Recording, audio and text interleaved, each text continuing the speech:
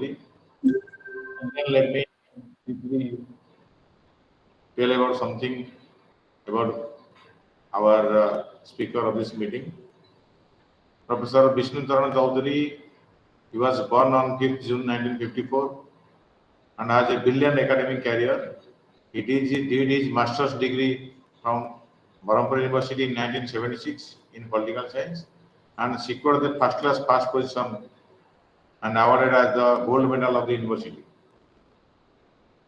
He joined as a lecturer in PG Department of Political Science during September 1978 and became a reader in 1987 and professor in 1999.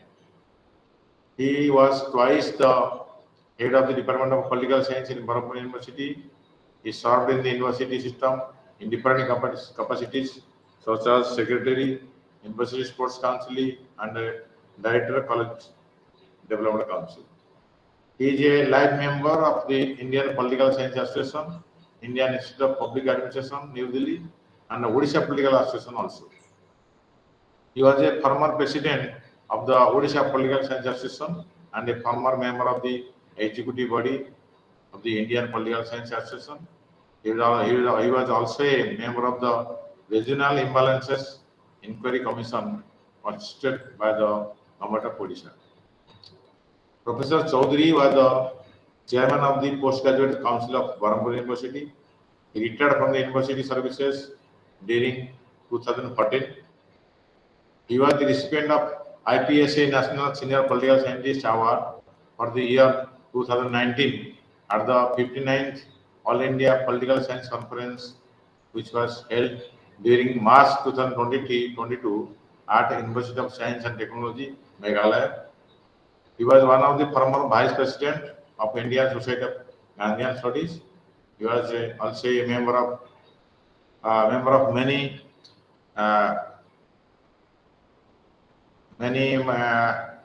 designated many bodies, many associations. He has also a sincere teacher. He is also a sincere teacher and excellent orator. He has a number of books and research publications to his credit. So we are very much fortunate to listen to him, and we are very much thankful to him for accepting our invitation. Actually, especially if I tell about myself, when I was doing PG in Parliamentary University, he was the, I think he was a member of Academic Council and Academic Council and the PG Council member also. So he was the chairman of PG Council Parliamentary University at that time, I think so. So and he was very much famous at that time also.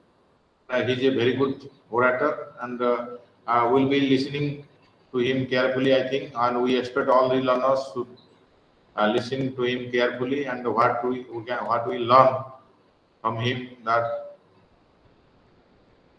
the way he is delivering the talk, the theme he is delivering the meeting, and in what way he is presenting the parliamentary democracy in India, that we will have to learn from him. So anyway, on behalf of IGNO, I would like to thank him and I invite him to this meeting. Sir, thank you, sir, and we are very much grateful to you for accepting our invitation. Now over to you, sir, and now I request you to address this meeting, sir. Over to you, sir. Thank you. So I'm very much happy, rather immensely happy to be with you this afternoon, and I profusely thank Dr. M.K. Das, the Senior Regional Director, for extending me the invitation, and also the Deputy Directors for allowing me to participate in this webinar on Parliamentary Democracy in India, Issues and Challenges.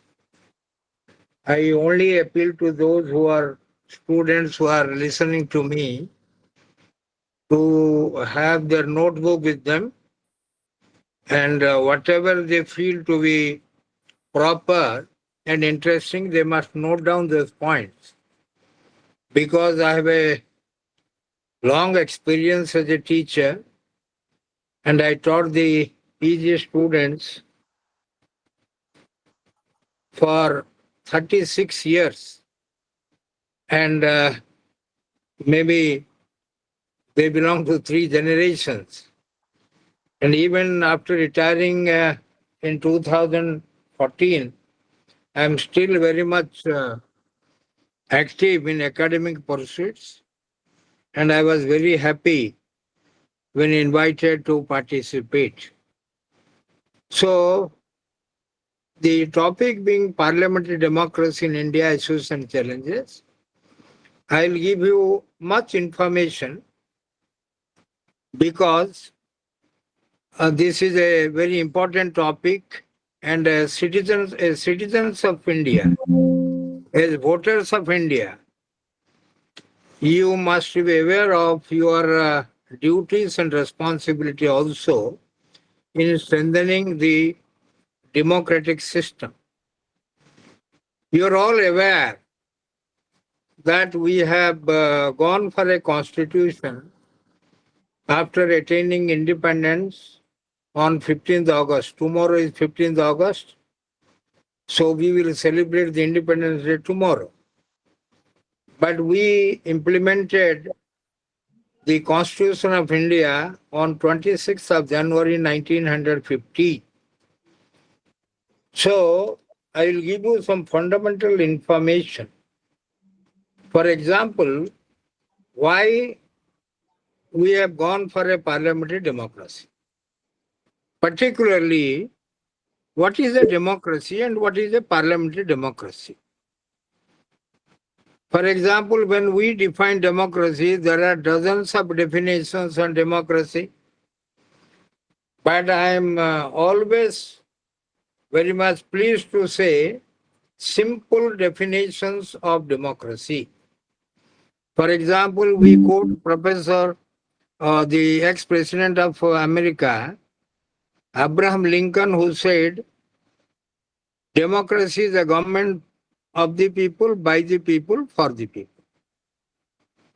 Then there are other political scientists, theories, knowledgeable persons who have given dozens of definitions. But two definitions are very simple, but they have wider meaning. One is democracy is a government where everyone has a share. You, as a citizen of the country, you have a share in strengthening the democracy. The third definition that I always love to tell my students is democracy is a way of life, how you conduct yourself. So, before I go for speaking why the democratic form of government was accepted in India, may I give you the views of Mahatma Gandhi, whom we call as the father of the nation, who brought us freedom, who led the freedom movement. He was not in favor of parliamentary democracy. He said, though we say that parliamentary democracy is a very important form of democracy, he wanted to have village democracy, democracy at the village level, not parliamentary democracy. Because Mahatma Gandhi looked down upon this parliamentary democracy. He was of the opinion that the British situation is very bad. Because in Britain, he said, MPs are selfish, they indulge in hypocrisy. Then thirdly, he also said that the party in Britain, whether it is conservative or Labour, They control the MPs, members of parliament, through the party whip. And the conscience of the MPs are not important. They cannot act according to their conscience. He also said, fourthly, that the parliament, he quoted rather Carlyle, that the parliament in England is a talking shop of the world. Then Gandhiji also said that MPs there are not patriot. They are not also honest. And he was of the opinion that if India copies or follows the parliamentary system, in future will face troubles.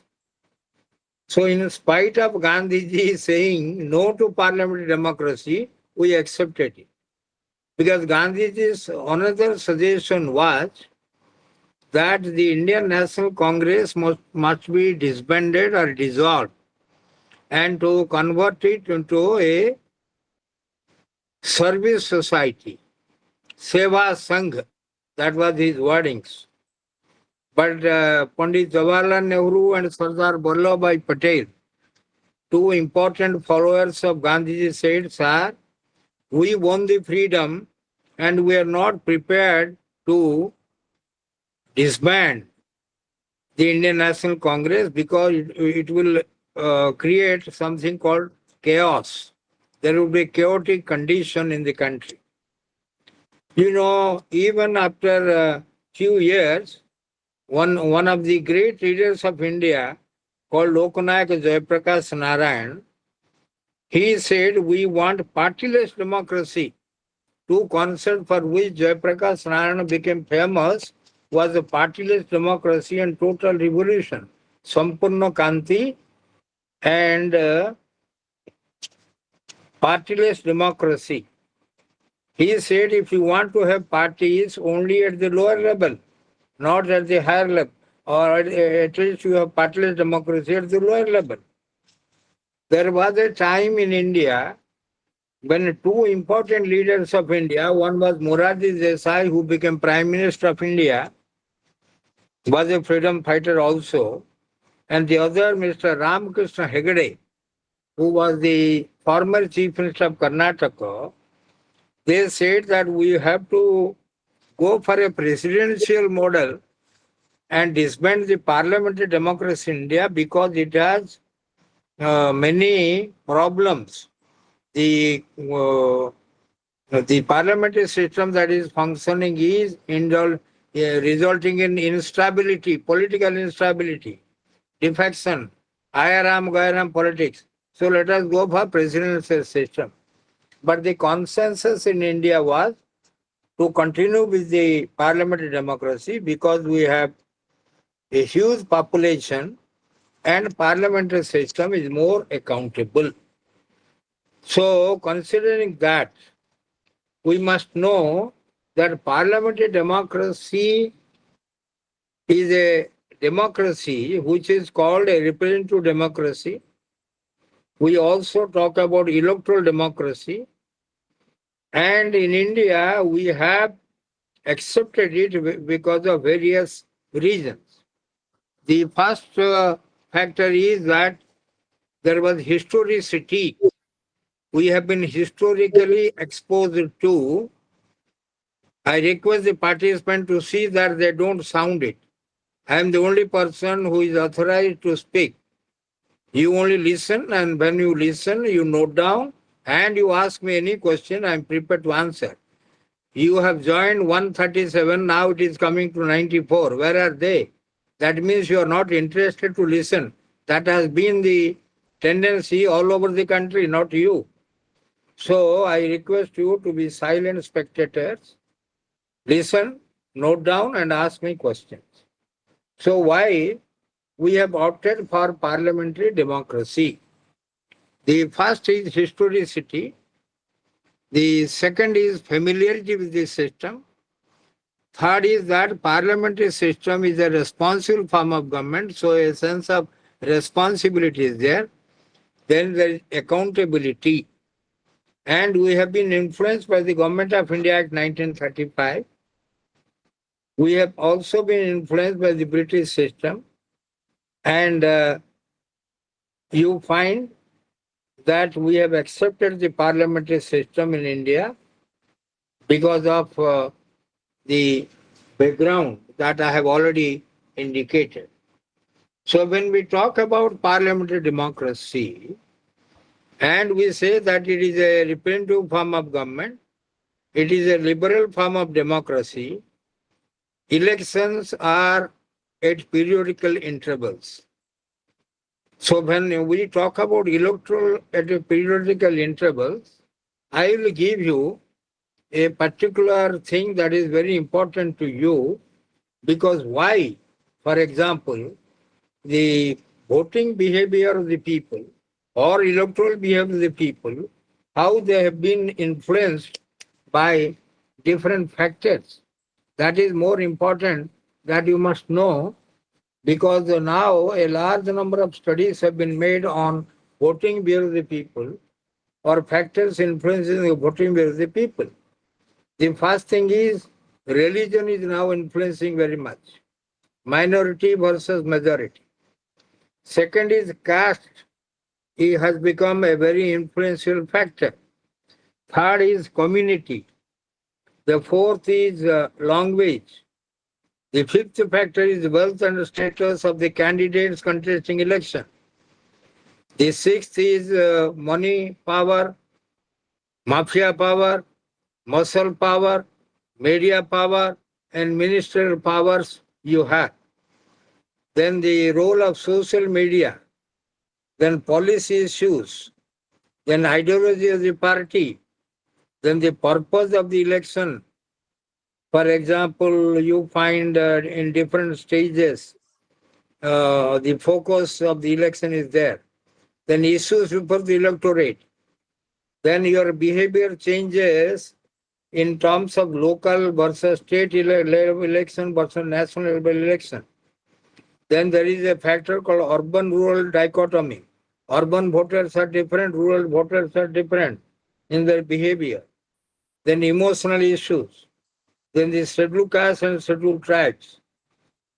Their voting pattern is different, their behavior pattern is different. Then education, whether you are less educated or more educated, that also influence your voting behavior. Then ethnicity. You belong to different ethnic groups in India and you vote accordingly. Then there is a concept called wave politics. We call it juar. Then we take vote banks or vote leaders they play.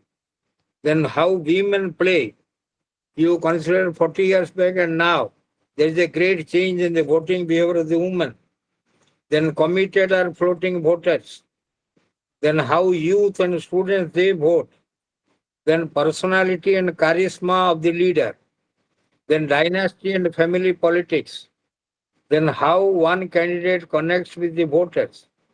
Then the candidate's image. Then how a candidate nurses his constituency. It is called technically nursing of the constituency. Then self-interest of the voter. Then local versus outsider. Then general votes in a reserved constituency. Then ideology, program and policy of a rival party and a candidate. Then feudalism is a factor. So you find that these factors, they play an important role in influencing the voting behavior. Then coming to what we call, when we talk about parliamentary election, you must know about two things very clear, that we have elections at periodical intervals and there is adult suffrage. But before I speak on other factors, let me tell you that now the country is debating on what we call how whether we must go for the election simultaneously, because all of you know that there was a time when elections were held simultaneously to the Lok Sabha and Rajya Sabha and the Vidhan Sabha. For example, 1951, 52, that is the first general elections, you find that elections were held simultaneously. Even in 1957, simultaneously elections were held. But you find that now when the proposal has come, there have been a difference of opinion between the groups. There has not been any consensus on whether we will go for a simultaneous election or not. So the Ramnath Govind committee, who was the president of India, it has recommended, because earlier it was the Law Commission of India who was talking about whether to support or not the electoral simultaneous elections. But now things are being changed and people are opposing on different grounds, saying that it's not possible because of various reasons, because the regional political parties will be the opposing.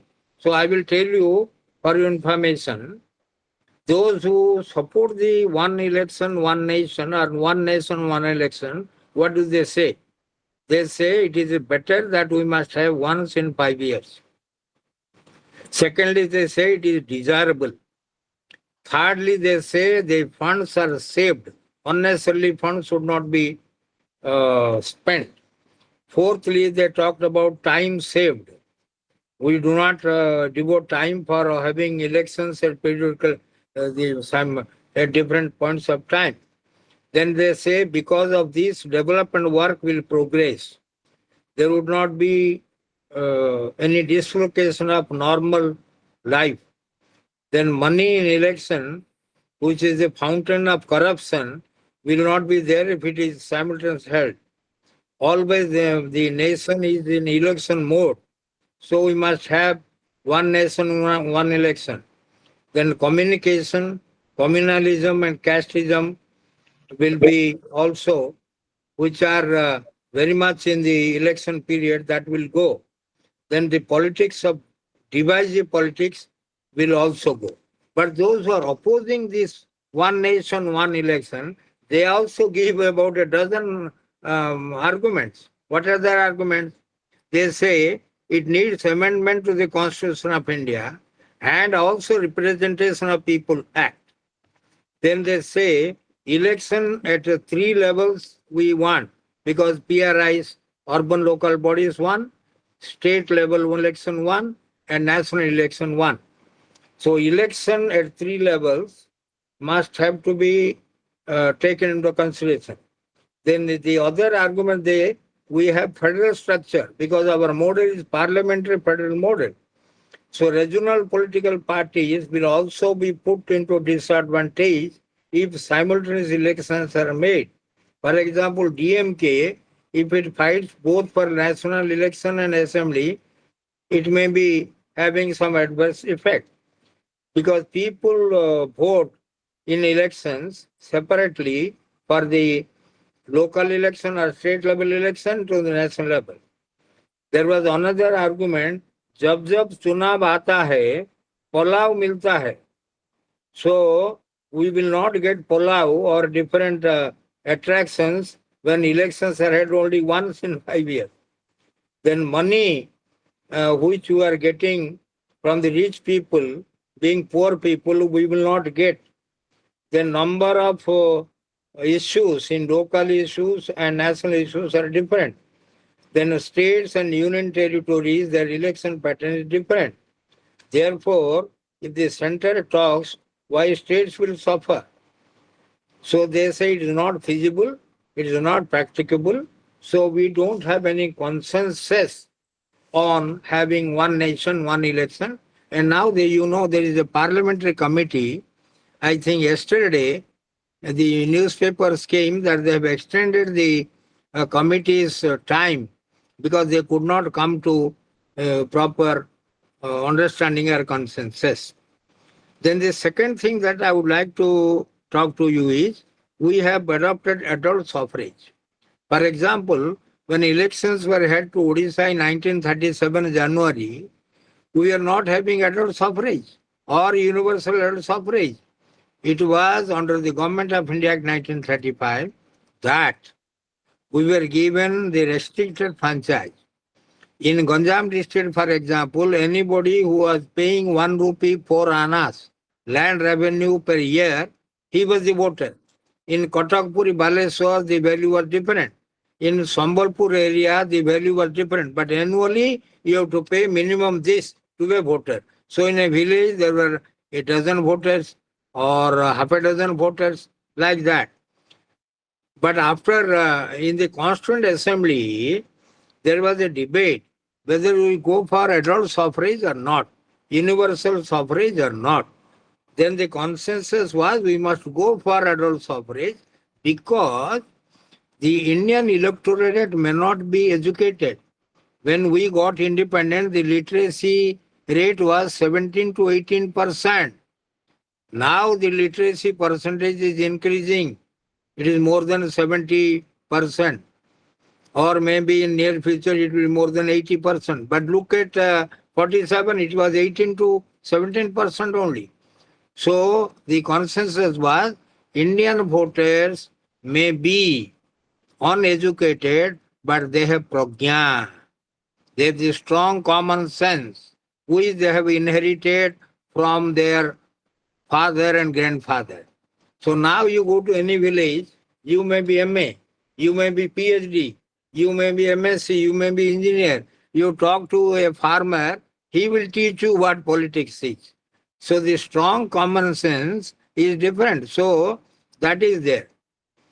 So we have given the voting age, the formula was 1 man, 1 vote, 1 woman, 1 vote. That was the formula. So in that formula, Ambedkar said, we have got the political rights but not economic rights. So political equality we got 1 woman, 1 vote, 1 man, 1 vote, 1 woman, 1 vote. But after that in India there was a demand by people, particularly the communists, the socialists, they say if Russia is giving the voting right to 18 years of minimum age, why in India it will be 21? But look at a Russian boy of 18 years, look at an Indian boy of 18 years. There is difference in their physical strength and mental capacity. But Rajiv Gandhi as Prime Minister, under the 61 or 61st Amendment Bill, he reduced the voting age from 21 to 18. So 61st Amendment is a boon, is a blessing to young people like you who are now becoming voters. And this was applicable since 28 March 1989. Then we have this particular thing, and along with that, we have a system called fast past the post system. Now you find on this, now debates are going on because there are many people who say we should not have gone for fast past the post system, but we must have gone for proportional representation or list system or a partial fast come post system and partially also the proportional representation, Adha. That was their argument. But what is the system?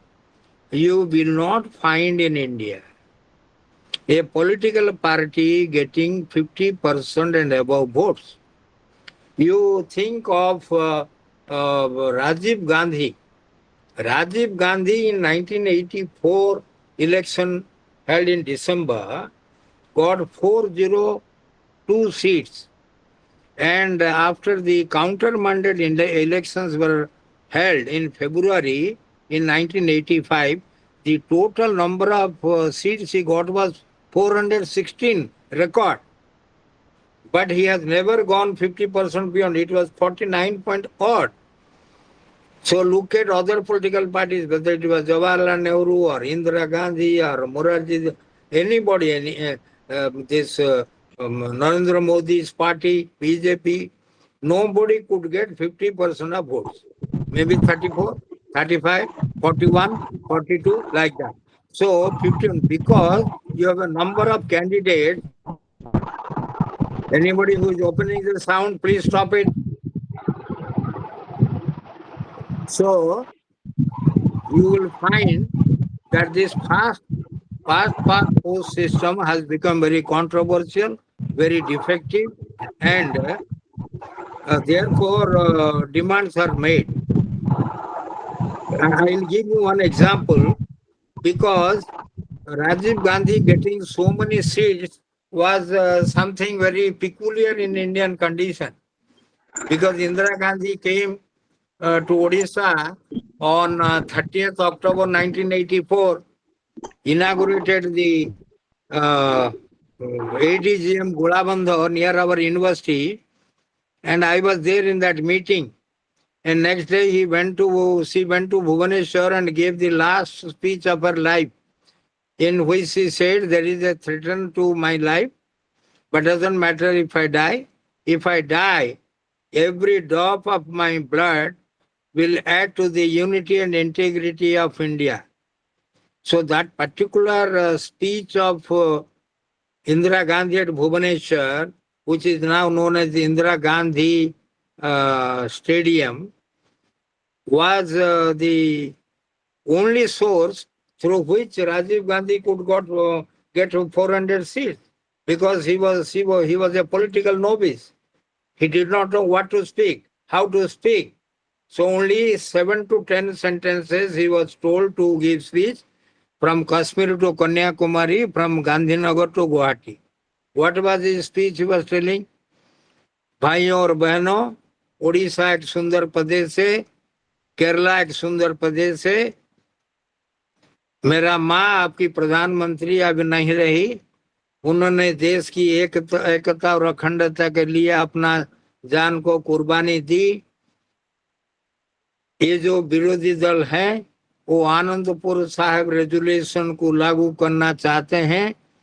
अगर Anandpur Sahib resolution लागू हो जाएगा तो देश खंड विखंडित हो जाएगा, इसलिए भारत की एकता और अखंडता के लिए आप कांग्रेस को वोट दे। जय Hind. So this was his speech in Kashmir, this was his speech in Kerala. Everywhere he went, he gave. And what was the strength? 402. Then after the countermand elections, 416. Is it a joke? Not a joke. Now nobody is getting. For example, you know, in 2019, before that election, I was requested by a group of political scientists from Odisha to give the memorial lecture in favor of Professor Srimati Sarada Rath. Professor Satyanarayana Rath and Sarada Rath, wife, husband both, were professors of Utkal University. So I prepared a paper, 2019 elections, issues and challenges. So it was a paper of 40 pages. 35 pages which I wrote was perfectly all right. But the 5 pages that I have predicted that NDA is not coming to power in 2019, it proved to be wrong because the BJP got 302 seats and NDA came to power in Delhi. So it is very difficult to predict Indian electorate. In the last election 2024, they were having the slogan, Aapki baar 400 paar. How much they got? 240. A party that was created in 1980, in 1984 election, they got only 2 seats. If I ask students, no student is aware of that. So I tell them, Babu, you should know that 2 seats were, one was Mehsana, from where A.K. Patel was elected as BJP candidate in Gujarat, and the other was Hanam Konda, where Mr. P. J. Reddy, P. Jangama Reddy, who defeated P. V. Narasimha Rao, who later on became the Prime Minister of India, in Hanamkonda constituency near Kazipet, near Warangal, and come to Lok Sabha. So 2 seats. Even Bajpayee ji lost to Madhavrao Sindhia ji in Gwalior constituency. The day he lost, I was in Gwalior taking the sports team of Barampur University to Gwalior. So that is different. So getting in this system, getting 50% of votes to call majority different. Then I am talking you, we have a system called parliamentary federal model. Not only we have parliamentary democracy, along with parliamentary democracy, we have federal system. For example, when you study the Indian constitution, you study Dr. Ambedkar's philosophy, you say that Ambedkar is the father of the constitution. Anybody who is being asked about why Ambedkar is called father of the constitution, sir, he was the chairman of the drafting committee. No, that is not the reason. There are 4 reasons you must give. Number 1 is he was the chairman of the drafting committee, but other members were there. Even when the constitution was made, Benegal and Narasimha Rao, ICS, was the constitutional advisor. Mr. Mukherjee was the draftsman. Other eminent members of the Constituent Assembly were there. Second was, he was a well-read man. Ambedkar read most of the constitution of the world. Thirdly, his contribution in making the constitution was significant, substantial, spectacular. 3S. And fourthly, whenever there was any discussion, any doubt, any question, it was Ambedkar who was coming forward to answer that query or answer that question. That is why he is called the father of Indian Constitution. So we find now you have adopted in India, then there was an allegation against us that we have resorted to plagiarism. You know, plagiarism, if you produce a PhD or one MPhil, then now MPhil is abolished in India, but PhD is working. After you complete your MA, you will go for a PhD, you have to have a plagiarism test. So Ambedkar said, no, we have not resorted to plagiarism. Then what was his defense? But the allegation was you have borrowed the Government of India Act 1935 and 75% of the Constitution of India is the Government of India Act 1935.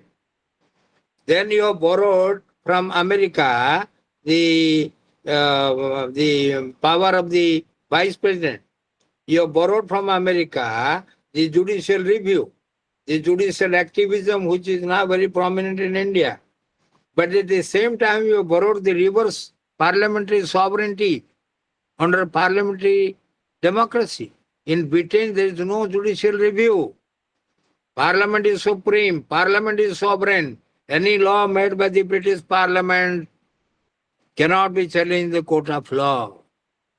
That is why British Parliament is a sovereign parliament.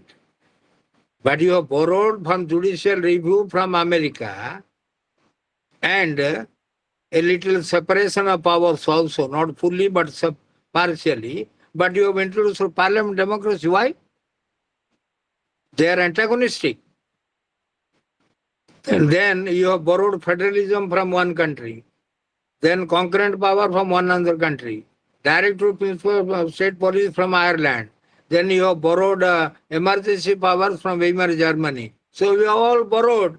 Then Ambedkar said, we have borrowed. But we have borrowed good things from a constitution. What is wrong in that? Why do you say it is copying? Why do you say it is plagiarism? That was his defense. So we have also got the preamble of the constitution, which is known as the mirror of the constitution. In the preamble, what is written? All that we want to do for the country, it is reflected in the preamble. Now also you find that recently, few months back, somebody went to the Supreme Court challenging that the word socialism and secularism must be deleted from preamble. Because under the 42nd Amendment Act in 1976, during national emergency, 4 words were, or 3 words and one and was added. One is socialist, secular, near unity and integrity. So, what do you find? Now in the preamble you find India is a sovereign, socialist, secular, democratic republic. So when we talk about all these five concepts, the first concept is we are a sovereign country because we are internally supreme and externally independent. Second is socialist. Now socialism is not very important. Earlier in 50s, 60s, 70s, when we were students and young, any party which was not talking in terms of socialism was out.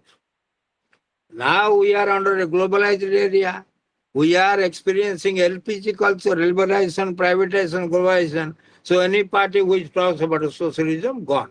You think of West Bengal, out of 294 seats, not a single seat is in favor of a communist, whether CPI or CPM or a Forward Bloc or RSP. So this is what is Indian democracy, parliamentary democracy. So the third word is secular. Secular means it is a controversial word also because when Pandit Nehru was asked, Mr. Nehru, are you a Hindu? He said, yes, I am a Hindu. I am a Kashmir Pandit. But if you say you are a Hindu, why have you gone for secularism? He said, I am a Hindu, comma, not full stop, but not a temple going type. I am a Hindu, but not temple going type.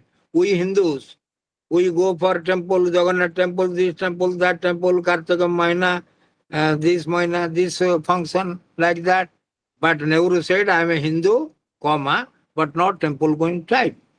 Then he said, if you say that you believe in Sarva Dharma Samabhava, Sarve Bhavantu Sukhino, Sarve Santu Niramaya, why have you gone for secularism?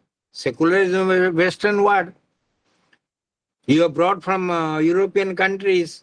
Secularism there is, the church is different, the state is different. So, Nehru said we could not get a better word, so we say secular. But secularism means a country which doesn't support any religion, which doesn't discriminate on the ground of religion, is called a secular state. So we have given Article 25, we have given Article 29, we have given Article 39. If you read them, you know that we are secularism, but this word was inserted in the preamble in 1976 under emergency, under 42nd Amendment. Then we call democracy means parliamentary democracy. Then we told Republican. Many students, when they are asked, they say, sir, Republic means we don't have a hereditary state, hereditary head of the state. I say yes. Any country which doesn't have a hereditary state or hereditary head of the state is called a Republican state. We don't have a monarchy system. But secondly, you must know that republic means ultimately the power lies with the common man. We are common people. We may be poor people, but because we are voters, we are the people who elect the MPs and MLAs to Lok Sabha and Vidhan Sabha. They participate in the presidential election. So republic means the head of the state is an elected one. Secondly, ultimately the power rests with the common man, Aam Aadmi. That is the meaning. So the purpose of our constitution, the purpose of our democracy was to wipe out every tear from every eye. Particularly, I am interested to quote Pandit Jawaharlal Nehru, who on 14th August 1947 said, I quote him, the service of India means the service to the millions who suffer. It means the ending of poverty and ignorance and disease and inequality of opportunities.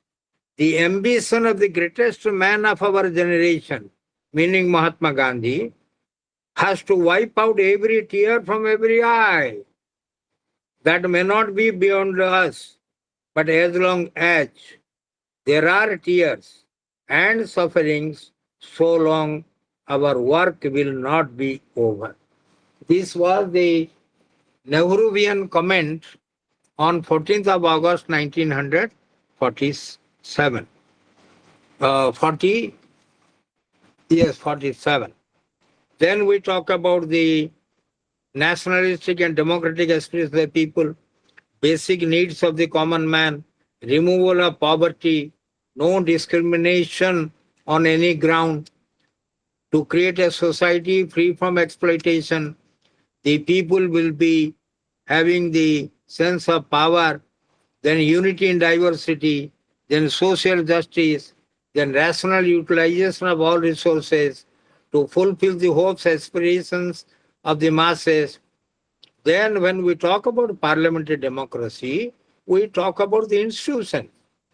You know, in 1917, the Bani Bihar people, they invited me because I was retired. But even then they say, Professor Chaudhary, you come and deliver Dr. Siram Chandra Das Memorial Lecture. It was started by Professor Manoranjan Mahanti of University of Delhi, and the last lecture was given by me on political parties in India, retrospect and prospect. It was a 42-page paper. I have written everything on party system in India. I don't have time to tell you. Maybe if IGNO invites me on party system in India, I will give another lecture. I can give you 62 lectures on 62 topics involving Indian government politics, Odisha government politics, Indian political tradition, then NEP 2020, then political sociology, any topic you ask, because I am always engaged in reading, studying, delivering lectures. That has been my hobby.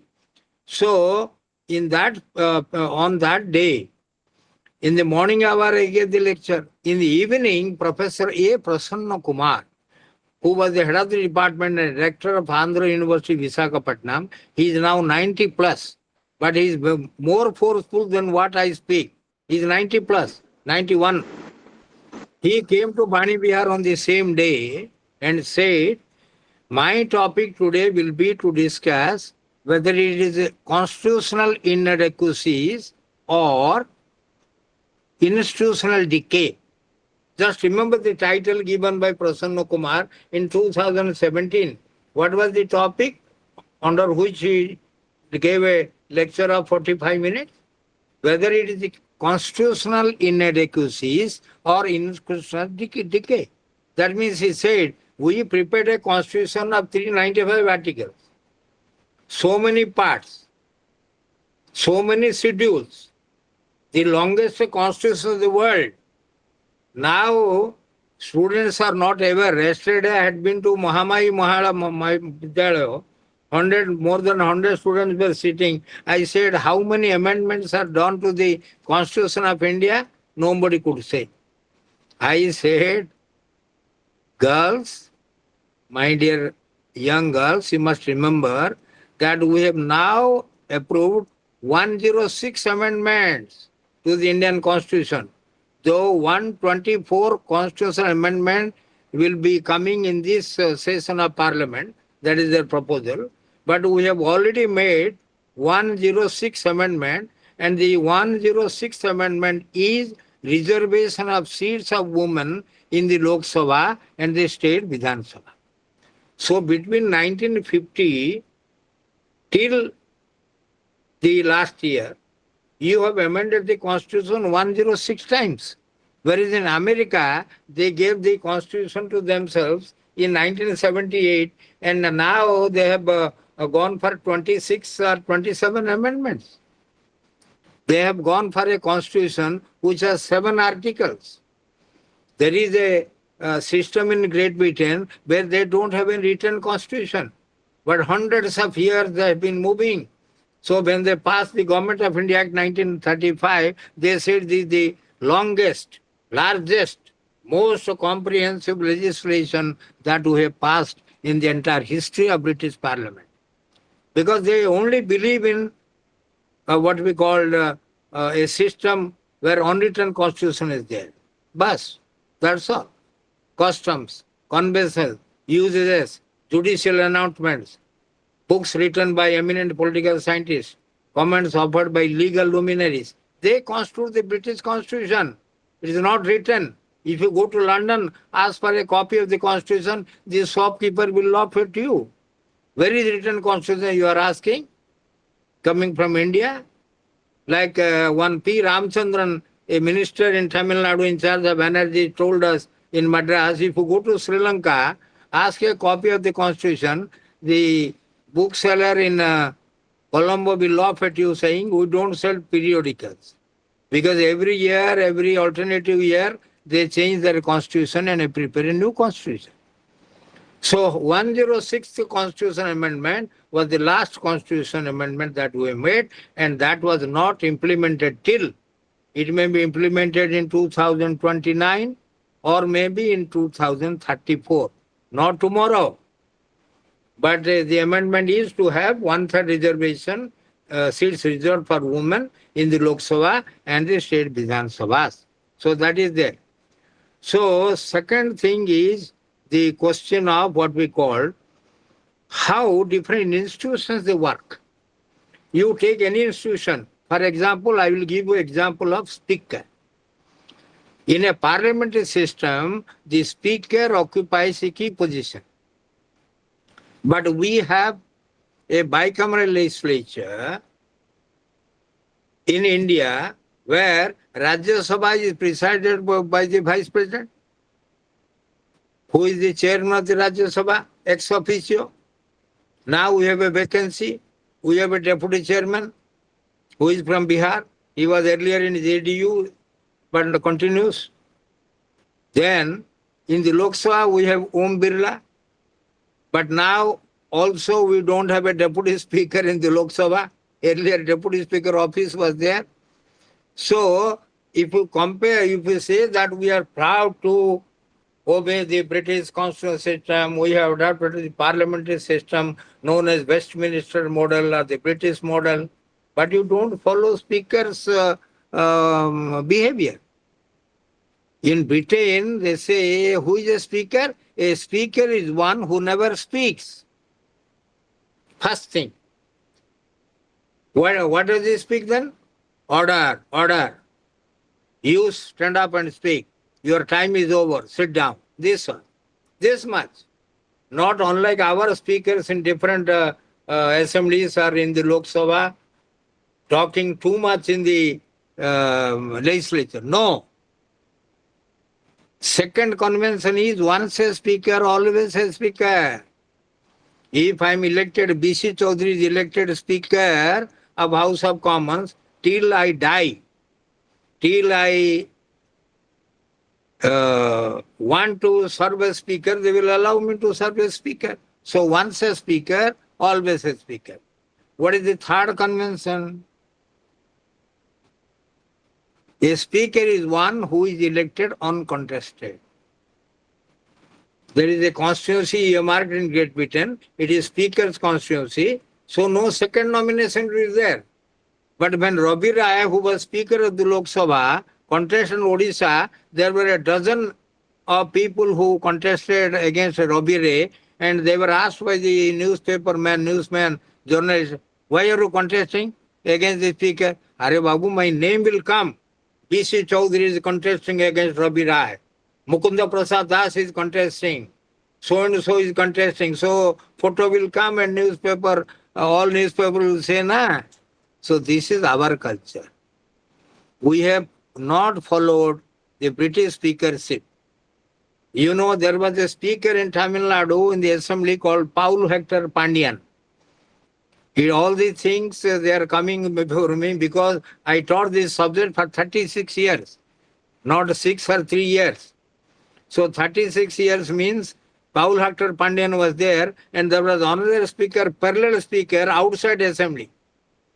And when the speaker, Paul Hector Pandian, was threatened by Congress MLAs, he asked Mr. Devaram, IPS, who was the police commissioner, to enter into the assembly and beat the Congress MLAs. So Congress MLAs were beaten, even lady MLAs, they were beaten black and blue. Blood were coming. So he was asked, Mr. Pandian, you are the speaker, you are the presiding officer. What made you to order for police to enter the assembly? Oh, they have threatened me to destroy my eyes by using acid. Can I lose my eyes? That is why I ordered. So this is how, if I talk on a speaker, it will take 5 hours. I will not speak to you. Then the other is cabinet. Cabinet. Collective response. Yes? Hello? Twinkle, what is there? You stop it. So next is the cabinet. The cabinet, when we talk about the cabinet, because parliamentary system is known as the cabinet system of government. So whenever you talk about the cabinet system of government, two responsibilities are very clear. One is collective responsibility, the other is individual responsibility. You find in our system there are many coalition governments where a collective responsibility, that the entire cabinet swim together, is jeopardized.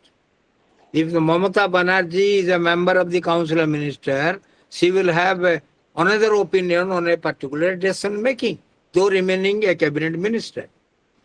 Then the other is the Prime Minister's role. Is it the Prime Minister who is the primus inter pares, the first among the equals? No. The Prime Minister is very powerful. The Prime Minister, there is a concept of Prime Ministerial form of government. So that is the way you find that the institutions that are there, they are not functioning properly. Then legislative executive relationship, it is an important aspect of parliament democracy. Are they going very smoothly? No. But Nehru defended democracy as the most appropriate system of government when he said that it is a fit with the temper of our people and we account to the people. So one man, one vote, one woman, one vote. These things I have told you. Then we have welfareism. That was also been there. So what are the challenges? The challenges, I will be very quickly speaking, because every challenge I need 1 hour to elaborate. First challenge is economy growing, politics shrinking under the globalization, under the LPG culture. Second, values of secularism, pluralism, tolerance, toleration, diversity being changed. Third, the different institutions are not properly functioning, like Speaker, Parliament, the Cabinet, President, Prime Minister relationship, role of the Election Commission. Every day you open newspaper now, every day you see the TV, Election Commission of India, Election Commission of India, SIR in Bihar, protest of opposition in the Lok Sabha for the last 17, 18 days on SIR. So, Election Commission is there. When Election Commission office was there, nobody bothered. Only when T.N. Session came, he gave the authority, the power, the prestige to Election Commission of India. Then the role of the judiciary vis-a-vis the parliament. That is also controversial, you know. Then the role of media, the role of opposition. These are all changing.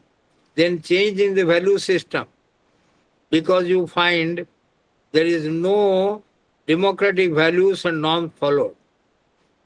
Earlier when Mahatma Gandhi was there, he talked about 4 C's: courage, conviction, character and commitment. He also talked about 3 S: spirit of selfless service, sacrifice and self-discipline. Now we have 5 M's and 5 C's which are operating in Indian politics. What are the 5 M's? Money power, muscle power, mafia power, media power. You know how media is playing in India today, and ministerial power. If you have these five aims, you are a successful politician. You can go to parliament, you go to assembly. Then five C's. We have casteism, we have communalism, we have criminalization of politics, we have corruption in public life, and we have crisis of character. So 5C and 5M's they are operating in place of 4C and 3S. Then defects in the party system. No inner party democracy in India. Then there is a personality-centered politics, family politics. Then bossism and indiscipline in the party system. Then the concept of regionalism, subnationalism, sons of the soil theory, that is also apparently visible. We have regional imbalances in northeast India. And you know, Manipur situation every day you come to know. I will not speak on that. There is lopsided growth, arrogance of power. Anybody who becomes chief minister or a minister or a union minister or somebody very powerful, he has arrogance of power. That is not there. They don't have service mentality. No tolerance of dissent. If I am in power, I will not tolerate you. Then politics of violence, ethnic violence, Maoist violence, cost-border terrorism, then trust deficit, the credibility of politicians seriously dented. They are losing their respect, lack of accountability to the people. Then there is vote bank politics everywhere. Ideology is no longer being given any importance. Wide gap between promises made and performance. Then politics of opportunism, that is hypocrisy, double standard, no principle. Politics of populism. If I am in power in Odisha, I will follow populist politics. If you are in Tamil Nadu, you will follow populist politics. Take the example of MGR, take the example of Muthuvel Karunanidhi, take the example of Kumari Jayalalitha, take the example of M.K. Stalin. Are they now following populism? Which political party leader, which political party government is not following populism? Now we are standing in a queue for 5 kg rice. We say India is a great country. It is because it's Bharat. It will be third power in the world within few years. You know what Trump comment has given, President of Trump has given the comment. So we must know our condition. Only 10% are very well placed. Rest 90%. I am a university professor retired. I am getting a very handsome pension. But anybody who now gets a job gets 50,000, 40,000 in software. But we are getting nearly 1,40,000 pension. We are lucky. Anybody who is serving in a medical college in Odisha, in Koraput or Mayurbhanj, they are getting 4 lakhs salary. So we are good. But what about poor people? So there is this difference that is marked. So we find that problem. Then politics of double standard. Then other problem, no consensus on major issues confronting the nation among political parties. Then power-oriented politics, lack of service mentality. Politics has become a business, a lucrative business. Bureaucracy gaining prominence over political executive. Decline of parliament's power, prestige, position, role and effectiveness. Quality and caliber of the members have declined. Parliamentary committees have declined. You must know as students of political science or any other subject, in America they say, the Congress in session is Congress display. If the American Congress is sitting, it is Congress in display. But the Congress in committees is Congress at work. So even in Britain, in other parliamentary systems, the committees are very powerful. But what do you see in India nowadays? The committees are not very powerful. They are dictated by their party whip. If Congress members are there, Congress will dictate. If BJP members are there as member, BJP will dictate.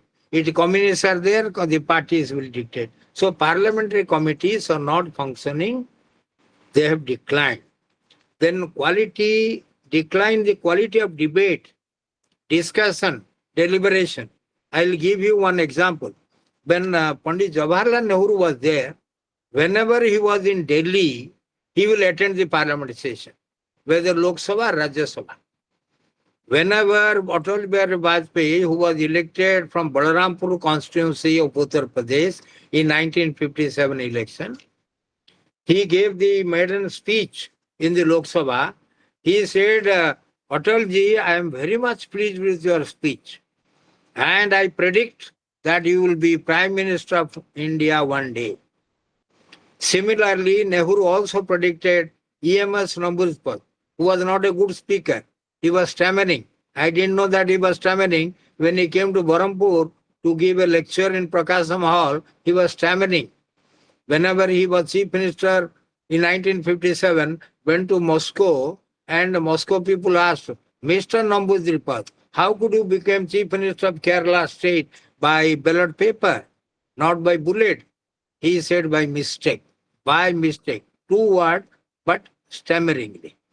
So Nehru also predicted Namboodirpad to become the Prime Minister of India. He could not become Prime Minister of India, EMS Namboodirpad, because he was the first communist chief minister of Kerala in 1957, whose government was dismissed by Nehru and his daughter Indira Gandhi in 1959. You know, President's rule, Article 356 was first applied in Pepsu. Pepsu. Second time it was used in Kerala in 1959. So, the decline of debates, discussion, and deliberations. Now, no discussion, only halla, bulla, this, that. You don't find any quality. Then, Atal Bihari Vajpayee, once in the Lok Sabha, said, all MPs start their career with a lie. Because whenever they give an affidavit to the Election Commission, they give a lie. For example, how much you have spent in your parliamentary constituency, according to law, whatever Election Commission provides, they will give the ceiling there. Because most of the money that they spend in election crores, it goes in the party name. So Vajpayee said out of his conscience that we enter the Lok Sabha by giving a false affidavit, telling a lie. Then we have a politics in India which gained prominence called Mandal versus Commander. This is also not there, but it has influenced our politics. Then we have a multi-religious society. That is affecting our parliamentary system. Whenever I go to a seminar, I keep in mind to tell my students to know that they must know about religions. Because India is a multi-religious country, multicultural country, and there is a politics of pluralism which is gaining momentum. So we have a multi-religious society because we have majority people who are Hindus. What is Hindu Dharma? It is a liberal form of Dharma. There is Udarata among Hindus.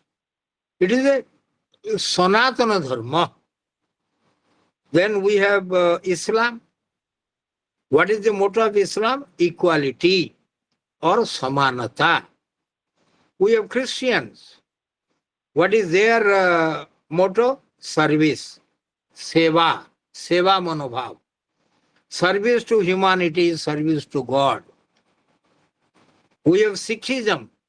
Sikhism stands for valor, Viratva. You know, 2 Sikhs, Beyond Singh and Satwan Singh, they killed Indira Gandhi, the Prime Minister, because Indira Gandhi was not prepared to accept the suggestion that Sikhs must not be given security duty in and around her. She replied, who are you to advise like this? You know Sikhs, they are the warrior people. They are fighting for our country. They are having leadership in army, navy, air force. They are having leadership in paramilitary forces. And you advise me to ask the Sikh security guards from them. But Bayan Singh and Satpan Singh, because they are Sikhs, because of the action taken by Indira Gandhi in Amritsar, they revolted against the system and killed Indira Gandhi. So Sikhs were for their religion. Then Buddhists, they are for sacrifice, Tyaga. Gautama left the kingship at the age of 30. Why? He had one principle, Tyaga. That is why Ambedkar said, I was born a Hindu, but I will not die as a Hindu. So what he became? He became a Buddhist. He became a Buddhist, taking lots of people to Nagpur. Then Jainism. Jainism stands for non-violence, ahimsa. When there was COVID-19, we used this mask. Now we are not using, but Jains they use that everywhere because if some insects enter their mouth, that insect will be killed. So that is why they believe in non-violence or ahimsa. So 1, 2, 3, 4, 5, 6. 6 religions have seen. Even in addition to these 6, we have Parsis, we have other people also living in India. So our parliamentary democracy, our democracy must also take care. Then I will come to another area of my discussion, strengthen democracy. Number 1 is we must develop a national consensus on major public issues. What are those issues? National security, Jatiya Nirapatta, national unity and integrity.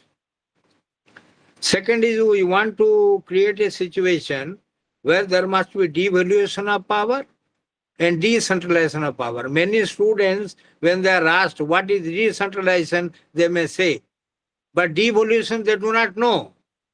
They read Panchayat Raj and PRI, they read urban local bodies in their syllabi, but they do not know what is devolution of power. Then thirdly, we want electoral reforms. Fourthly, we want civil service reforms because the manner of relationship between the executive, the parliamentary executive and the permanent executive is an important dimension of parliamentary democracy. Then we want judicial reforms. You know, the vice president who resigned, he openly was saying that judiciary should not interfere in the functioning of parliament. Judiciary should not. And we believe on the Constitution of India, but judiciary should also follow the limitations because all the 3 organs of the government, the executive, the legislature and judiciary, they must follow what is their powers and what are their, because the meaning of the Constitution is that. A Constitution is the supreme law of the land. A Constitution is that which gives institutions and its corresponding powers. So whatever powers are allotted to different institutions, they must follow it. Next is probity and honesty in public life. Do you find honesty and probity in public life today in India? The answer is an emphatic no. Then report the basic structure of the Constitution. Respect the basic structure of the Constitution. There are many basic structures. If I tell it will take much time. But once again you give me the time to talk about Indian judiciary, I will give the student detail of what basic structure, like for example, direct to principal state policy, fundamental rights, supremacy of the Constitution, rule of law, separation of power, all these things that are there, which are called the basic structure of the Constitution. Federalism. Then greater participation of people in the democratic process. That means every segment of the people must participate in election. In Gujarat, there was a legislation which came, we make the voting compulsory. But is it possible to make election compulsory? Suppose I have typhoid. I am ill. I cannot go from my home to my polling booth. You can compel me? No. So there is now a suggestion that we must make the voting compulsory for Indians so that there would be maximum participation. or greater participation of people in the democratic process, every segment of people must participate. Earlier, you must be knowing that women were coming with less number, 30%, 40%. Now you find men and women, they are equally coming to vote. In villages, there are more women who are voting as compared to the urban centers. For example, in Odisha, Bhubaneswar, Cuttack, Raurkela, Berhampur will have less women. But you go to any palli, any panchayat, there would be 75 to 80% women who are voting. So now women voters are very important. So every political party is trying to see that women's interest or women empowerment is guaranteed. The other thing that is to be needed is majority should be respected, minorities should not be neglected. That has been our constitutional ethos. For example, minority, who are the minority? Religious minority, linguistic minority, ethnic minority. For the last few months, what you are seeing? Tamil Nadu is opposing imposition of Hindi under the NEP 2020. In Maharashtra, two Thackeray brothers, they joined hands in saying that no Hindi in Maharashtra, English and Marathi. So what will happen? Telangana is not opposing. Andhra is not opposing. But Tamil Nadu is opposing. Maharashtra is opposing. So, religious, linguistic, and ethnic minority interests are protected. Then citizens should be conscious about their fundamental duties. We as citizens, we are very particular about knowing our fundamental rights. We have 6 categories of fundamental rights, but we never know about what are the fundamental duties. Originally, in the 42nd Amendment Act in 1976, in Article 51A, 10 fundamental duties were incorporated. You just read them, because it was Mahatma Gandhi who said, the rights and duties are the two sides of the same coin. If you are not aware of your duties, don't insist on your rights. But now after the Education Act was made, it became a fundamental right. 11th duty has come. It is compulsory to send your children to school. So now we have 11 fundamental duties in the Constitution. I don't think students never read them. Never. Whenever there is a question in political science, what are the fundamental duties, they don't say. They say this, that, this, that. But if you read them, you find that strengthening democracy, strengthening our country, strengthening our environment, duties are more important. Then opposition must be constructive, and they must be prepared to provide a viable alternative to the party in power. Then the other suggestion is legislative, executive, judiciary, they must function as per the mandate given in the Constitution of India.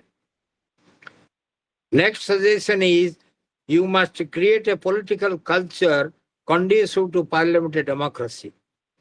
We have adapted, we have borrowed parliamentary democracy from England, but have we developed a political culture akin to Great Britain to strengthen our parliament democracy? No. I will give you 2 examples.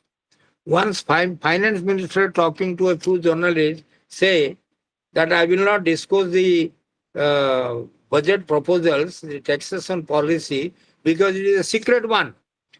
But while speaking, he slipped the tongue that we are very firm on tobacco. So the next day, London Observer and other newspapers in London, they say the finance minister wants to propose more taxation on tobacco products. So when he wanted to present the budget, the opposition said, Mr. Chancellor of Exchequer, how could you declare it before the media? Then he said, I have done a mistake. I will resign, but after presenting the budget only. But you tell the finance minister in India, any finance minister of India, he will say, I have not disclosed. The media, the press people who have printed the paper, they might have disclosed. The truck which brought the budget papers, they might have truck driver have disclosed. Secondly, if there is an allegation against a minister on any harassment of a woman or any sexual harassment or any corruption, will show these are all baseless, motivated. But in England, they will say, I will resign and I will not accept office unless I am exonerated by the court of law, by the judiciary. So we are not creating a political culture conducive to parliamentary democracy.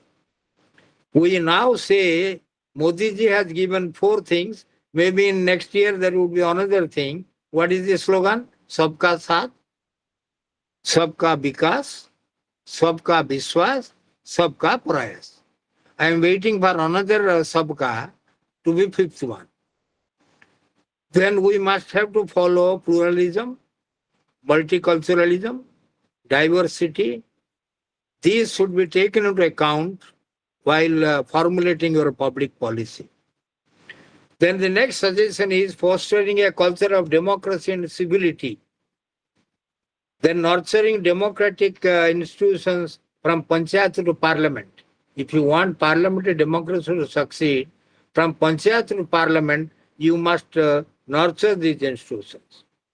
In spite of failures and aberration, the future of parliamentary democracy is bright because nota. There is no other alternative. So political parties, the civil society, the media, both the electronic and print and even the social media, and the people at large have an important role to play to promote democracy in India. Another condition for the success of democracy is to protect human rights.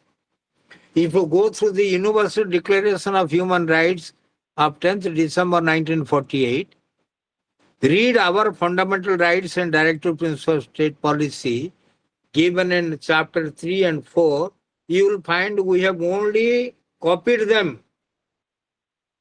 Only we have changed because there are 30 fundamental rights in 48, December 10th. Serial number 2 is we have included in another serial. That's all. You just keep left hand side the human rights, Universal Declaration of Human Rights, keep in the right hand fundamental rights and directive principles of state policy. You find most of them are matching. So we need to protect them. We want an active civil society, alert public awareness, and vibrant media which can act as safeguards to Indian politics. There is an imperative also that everybody should respect the Constitution and the institutions created by it. If you don't respect the institutions, no democracy will survive. There must be a multi-pronged strategy on constitutional, political, legal, educational, and moral fronts to strengthen our democratic polity. I am delivering a lecture today. You are getting many information that will come to strengthen our democracy. So our democratic polity and fulfill the dream of the framers of our constitution. The constitutional arrangement must adapt themselves to the changing social and economic condition. We have adopted parliament democracy adopted in 1958 in the constitution, but now it's 2025, 75 years over. We must have to bring some changes considering the social economic changes. The fact that India is managed by a system to sustain a multi-party parliamentary democracy for more than 75 years is regarded is quietly, rightly one of the major achievements of the country.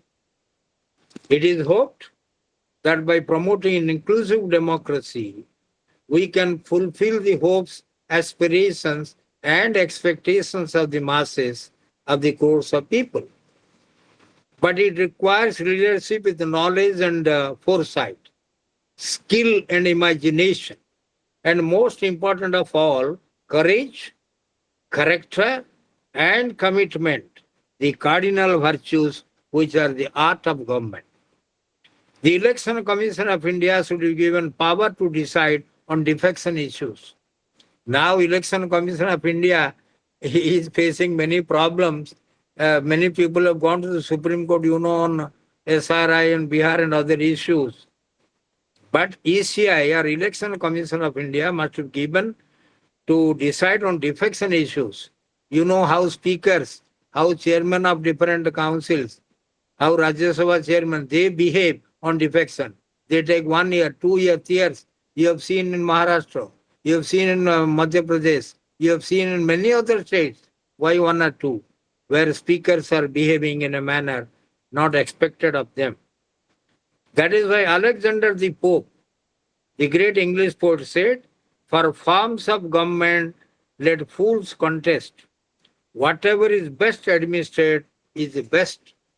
So thereby, the parliamentary democracy is good.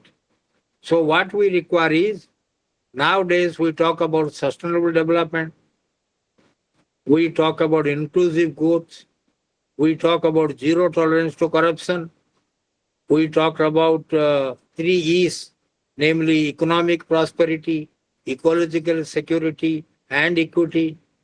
We talk about in terms of the success of democracy depends largely on the existence of a vibrant civil society.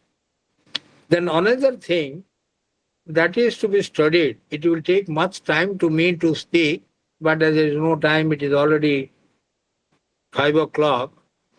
I will give you only few information.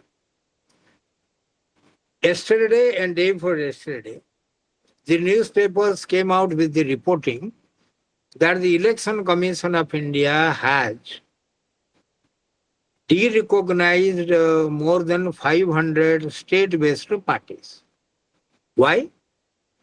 Because they have not given any information regarding their functioning, regarding their funding. So they are recognized, and when they are recognized, what they get? They get the support of getting a specific symbol, and they get income tax rebate or relaxation. So now, for example, when 1951-52 election started, we had 74 political parties.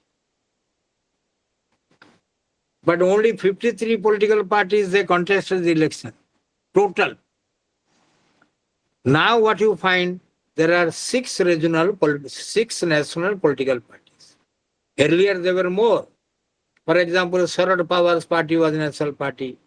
Trinamool Congress was a national party. CPI was a national party. They have been de-recognized. When you are a national political party, you have to fulfill some conditions. So who are the national political parties now? 6 political parties.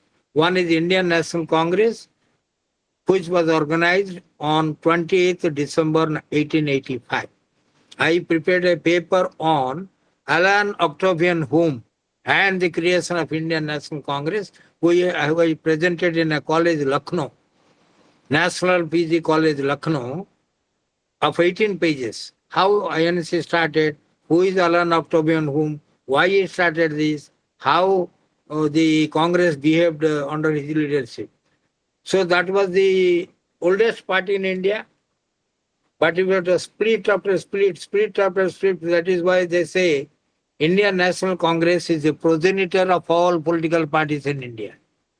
Many political parties that came, whether Jana Congress in Odisha, or Utkal Congress in Odisha, or Kerala Congress in Kerala, or Bengal Congress in Bengal, all these, they came from Congress only.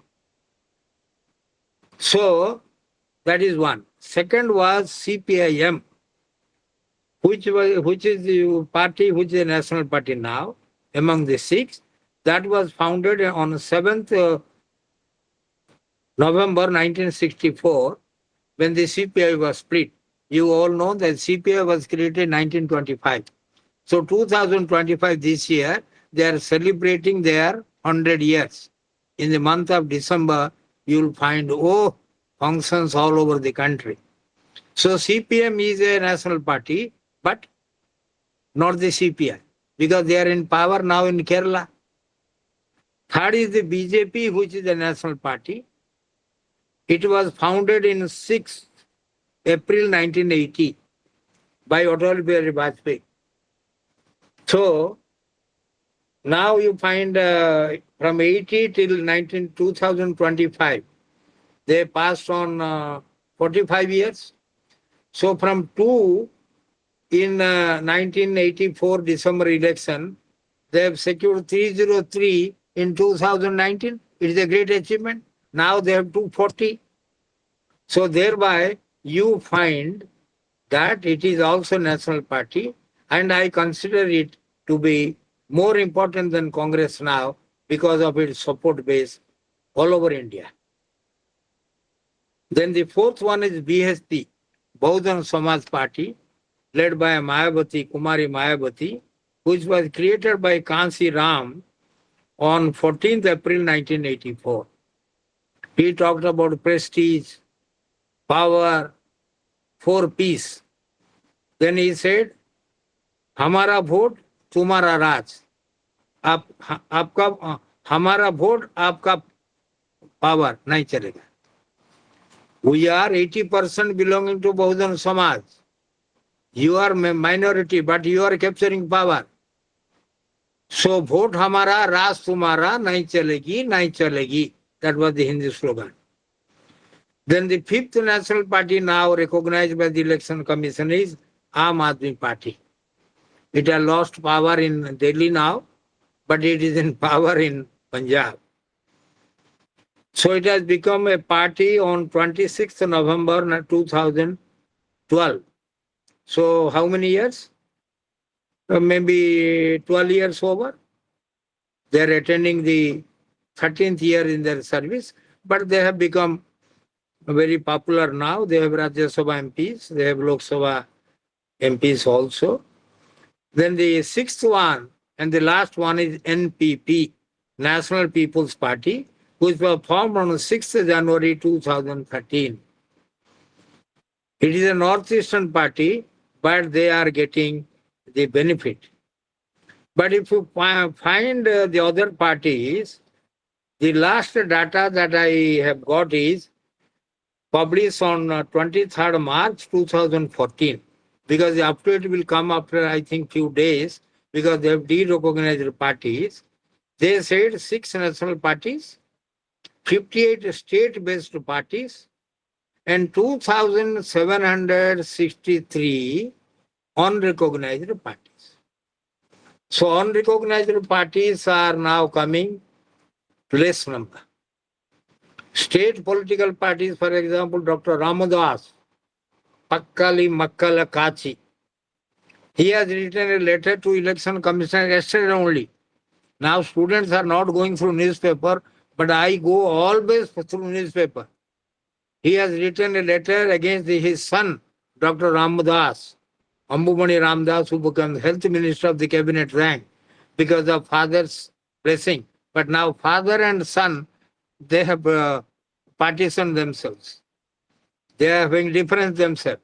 So father has written against son to the election commission, saying that his son is misbehaving and creating a situation whereby the party cannot function. So the Election Commission of India must interfere. So you find that in India we have a large number of political parties.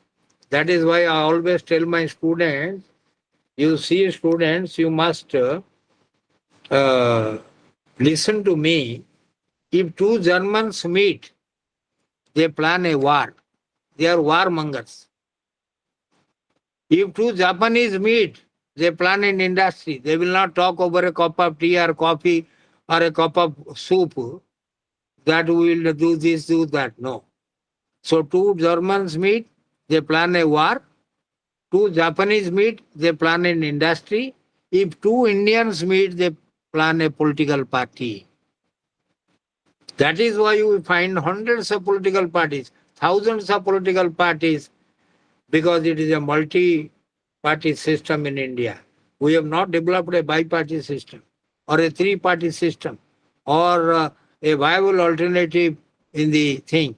Even the NDA, which is led by BJP, they have 38 parties.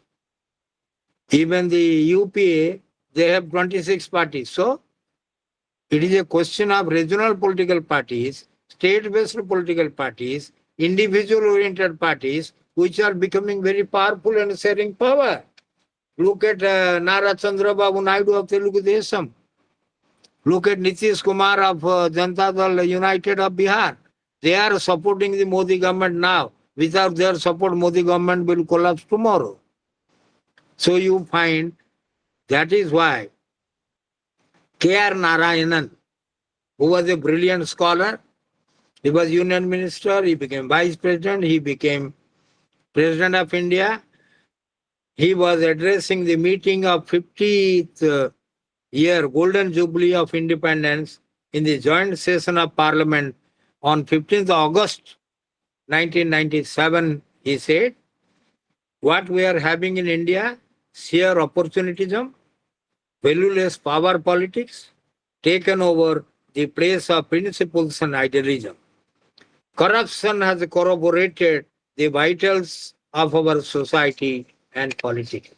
So there must be change.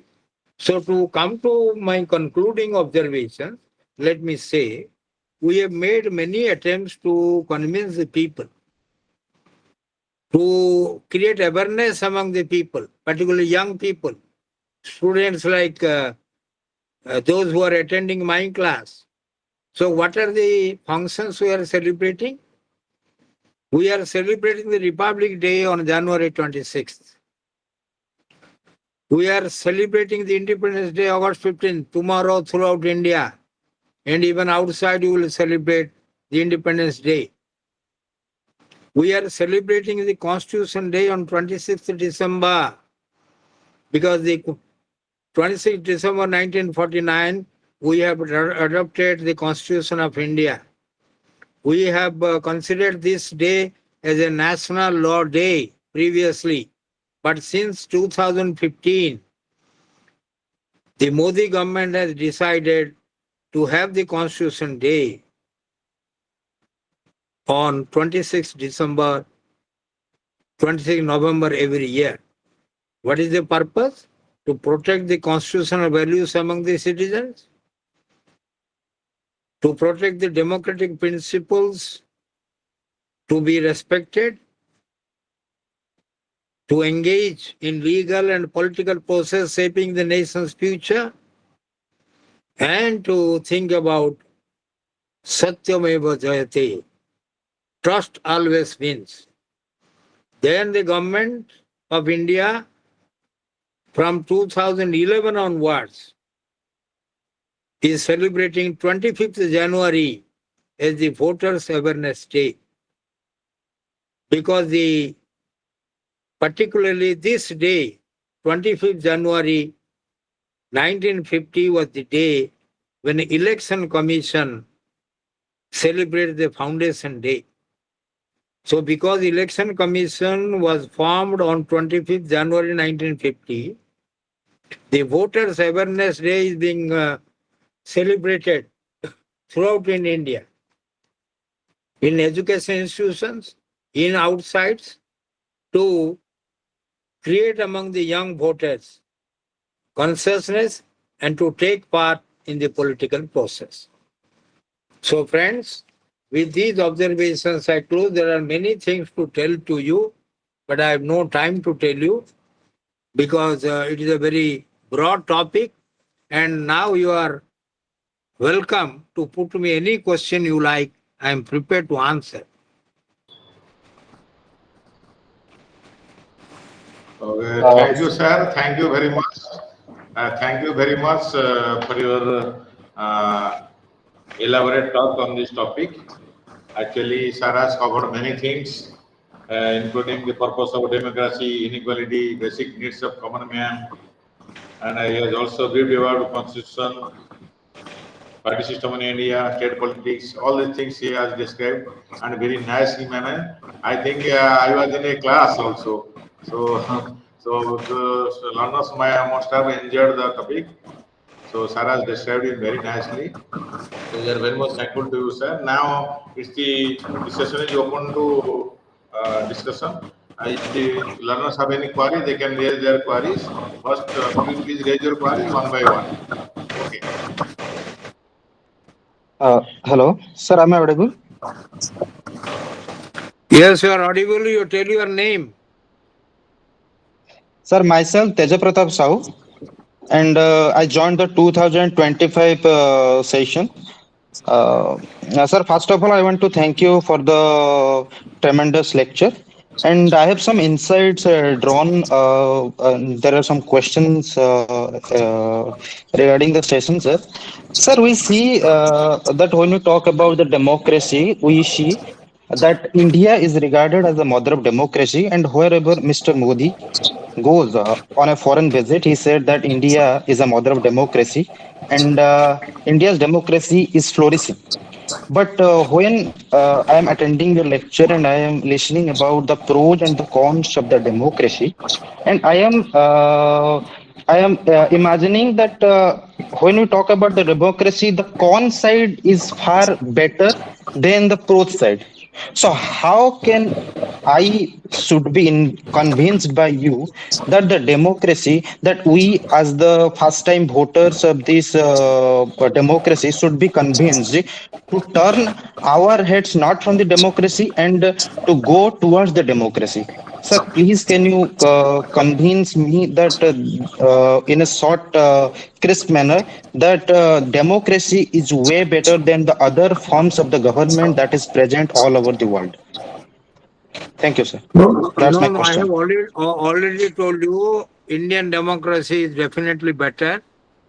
And I have used this sentence in spite of several challenges, in spite of the fact that we are a country of more than 140 crores. We have survived with democracy. It is not America where population is less. It is not England where population is less. We have 140. Now we have surpassed China also so far as population is concerned. But such a populated country with many problems, with many diversity, politics of pluralism, multiculturalism, we have survived with democracy. It is a very plus point. But the thing is, we could not follow certain patterns that we have borrowed from Britain, like a speaker's institution. I've told you our speaker and the British speaker different. Whereas American speaker is different. American speaker of the House of Representatives is different. He's a party man. He's a partisan. But here, the British speaker is a non-partisan man. Once a speaker, always speaker. So we have to follow some code of conduct. Then other thing is very important for you, Mr. Sahu. We are getting corrupt day by day. 40 years back, I belong to a very poor family. I belong to a place, Aska. I have seen many political leaders who were going by cycle. Now Sarapanchas are going in Innova. I am a retired professor serving 36 years of in the university. I am going by Luna. Earlier I was going by Luna, then promoted to scooter, Bajaj Chetak. Now I am in Activa. But you go to any Panchayat Samiti, he goes by Bullet or Innova or any other costly car. So they are very corrupt. Their dress, their address, their lifestyle is different. So we must have to fight against corruption. We must fight against casteism. We must fight against communalism. We must fight against crisis of character. You know, no politician, for example, is being respected in India today because of their behavior. Particularly, you know that many criticism were there given by many people. Suppose Nikita Khrushchev said the politicians around the world have a one thing in common. You look at the statements. Soviet leader Nikita Khrushchev once observed, politicians are the same all over the world. They promise to build a bridge even when there is no river. Where there is no river, they promise to have a bridge. Sarat Jadhav, who was a former minister, very powerful leader, belonged to Madhya Pradesh, active in Bihar politics, president of a party, said, political parties are not congregation of saints. We are in politics to attain power. G.K. Chesterton, he commented, every politician is emphatically a promising politician.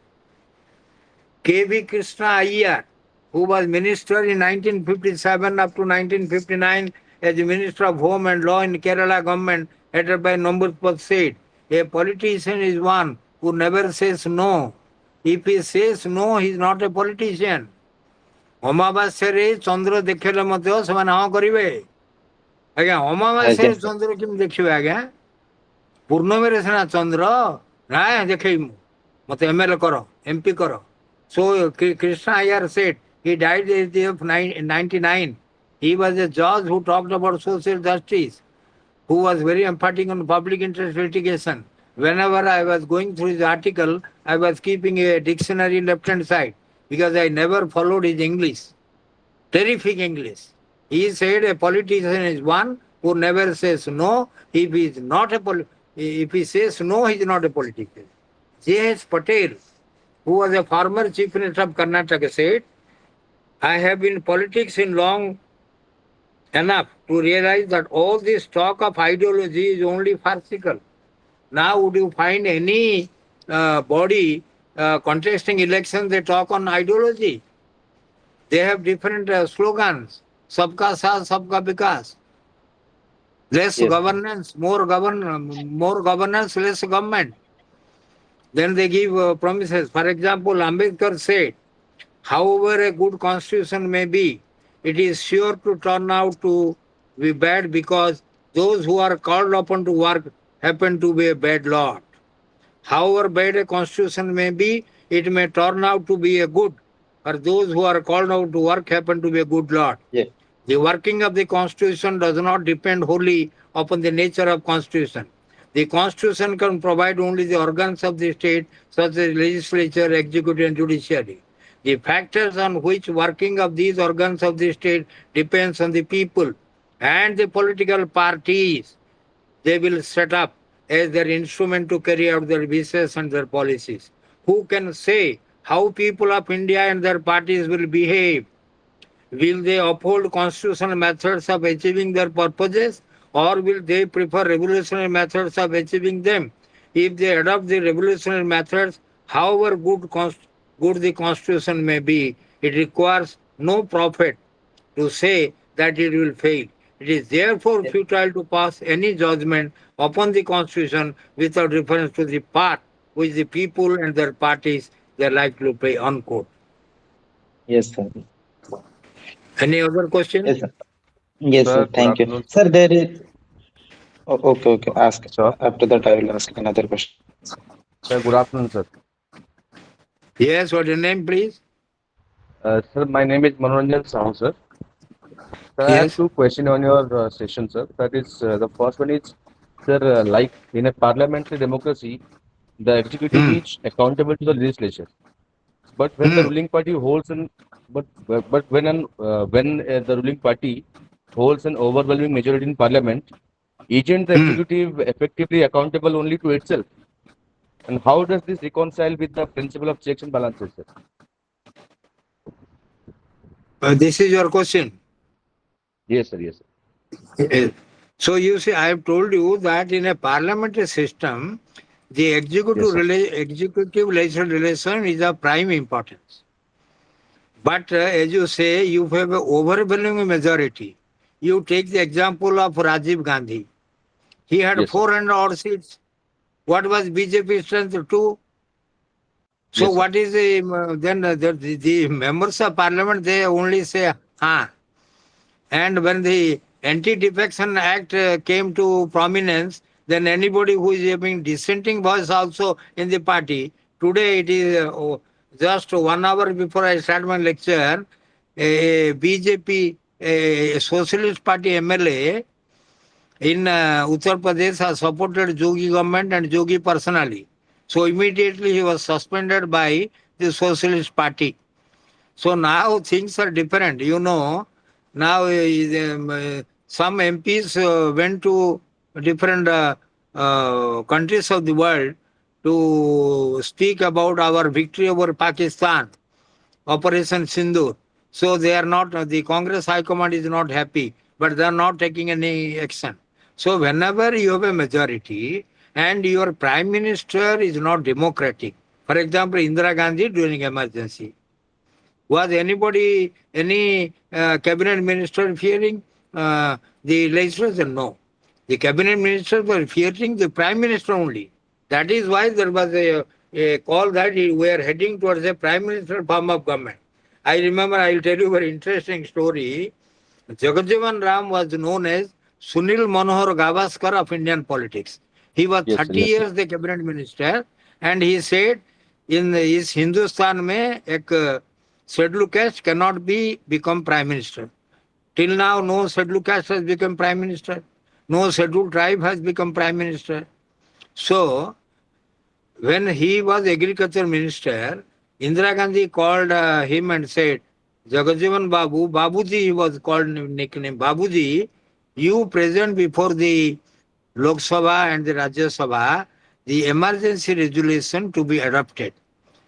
See, he asked, Madam, why don't you ask your Home Minister Kasu Brahmananda Reddy to pilot the resolution? I am Agriculture Minister. Indira Gandhi said, Babuji, you know that we have collective responsibility. Collective responsibility means the entire cabinet must swim or sink together. So he was presenting the emergency resolution and his hands were shivering. That came on the media and that was included in the book. You look at Modi's government, anybody has the power to say no to Modi ji? No. You look at Rajiv Gandhi, any MP who had the audacity to say no to Rajiv Gandhi? No. Maybe they will say no to P.B. Narasimha Rao. Pamulapurti Venkata Narasimha Rao, sir, I don't agree. No. Sir, sir. But you see, so it is a question of what is your strength in the Lok Sabha, what is your strength in Rajya Sabha, what is your strength in the party to which you belong. All these things taken together gives you power. Yes, any other question? Mr. Yes, sir, Umakant again, Behra has raised the hand. If you want to say something, Mr. Umakant Behra, you have raised your hand.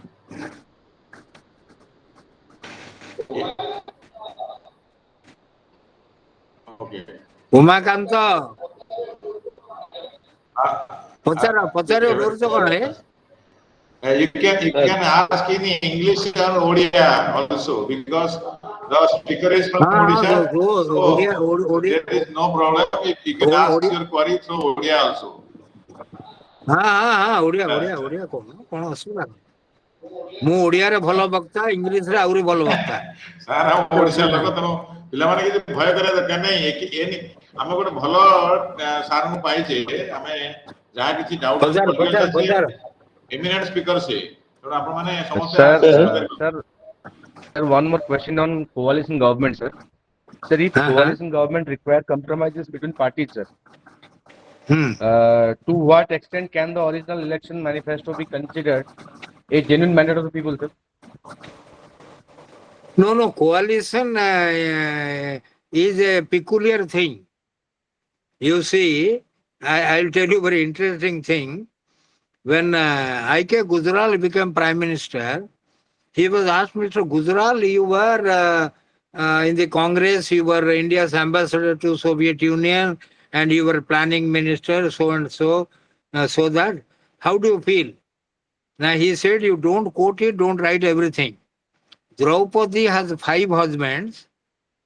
I have more than 15 husbands because 15 political parties are supporting me as Prime Minister in the coalition.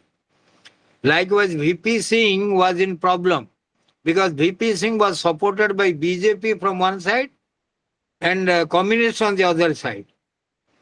But the politics took different thing. So now, whatever we say, we only say one thing. In any coalition, all coalition partners must act according to Lakhana Rekha. It was Atal Bihari Vajpayee who, as Prime Minister of India, he managed the coalition ministry very well.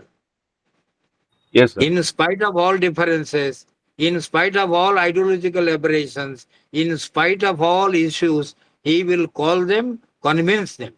Because it is the leadership of the Prime Minister which is more important than maintaining the coalition power. So we have a coalition culture. NDA 1, NDA 2, NDA 3, UPA 1, UPA 2. Dr. Manmohan Singh. What was he? He was an economist. But Narasimha Rao called him, made him the finance minister. Then he became the prime minister, courtesy Sonia Gandhi. He remained prime minister for 10 years. His behavior, you see, even you might be finding Sushma Swaraj was critical about Manmohan Singh, and Urdu Shairi will be read by Sushma Swaraj, and Manmohan Singh, who belongs to Punjab, very well versed with Urdu, he will also reply as prime minister with Shairis that is coming always in social media. So a coalition government, because now Modi government is supported by 36 political parties. But any problem? No problem. No problem. So it is the Prime Minister leadership which is most important. But my suggestion has always been that every ministry, they must have to, coalition ministry, they must have to follow Lakhon Rekha. Because I know when Mamata Banerjee was there, on a particular issue, the Prime Minister will say one thing, she will say one thing. So that it will come in the press. The Prime Minister on this issue has this opinion. Mamata Banerjee from Bengal is having this opinion. So the conclusion is Lakhana Rekha must be followed. Yes, yes. Thank you. ତିନିଟା ଲକ୍ଷଣ ରେଖା ଯଦି ସୀତା ପାର ନଥାନ୍ତେ ରାବଣ ତାଙ୍କୁ ନେଇଥାନ୍ତା କି? ନେଇଥାନ୍ତା ନା। ତ ଲକ୍ଷଣ ରେଖା କ୍ରସ୍ କରିବାକୁ ହବନି। ये कोalition कल्चर तो पिकुलियर कल्चर कौन नीति अच्छे ना आदर्श अच्छे ना कौन मिनिमम प्रोग्राम ओडिशा हूँ गोटे राज्य जोटे कोalition पॉलिटिक्स बहुत थर चलला एबे सिना नहीं आगे तो कोalition चलथिला ना हरे कृष्ण महताब अपोजिशन मिसिकी कोalition कले any other question Sir, recently, sir, Modi has been to Ghana and he flaunt about the number of political parties in India. Like he said that in India, around 2,500 plus political parties in India. But when we go through the yesterday's newspaper, we see that India delisted about 300 registered unrecognized political parties which are functioning in India. So, when we see the parliamentary form of democracy, we flaunt about the most number of political parties that are thriving in India. So, what are the issues of comprising a lot number of political parties in India, and what are the advantages and disadvantages? Can you, sir, please elaborate me in short? You see, I have already told you that our political culture is two Indians meet, they form a political party. So why such a large number Yes, of parties, 2,500 odd parties, unrecognized? Why? Most of them are individual oriented. They are caste oriented. They are community oriented. They are ethnic oriented. They are family oriented. You take the example of a DMK party. The DMK was created in 1949. Then why Anna DMK came? Why? Because the purpose was that M. Karunanidhi could not behave properly with M.G. Ramchandran. M. Karunanidhi, you are not reading everything. We are reading, पढ़ुची.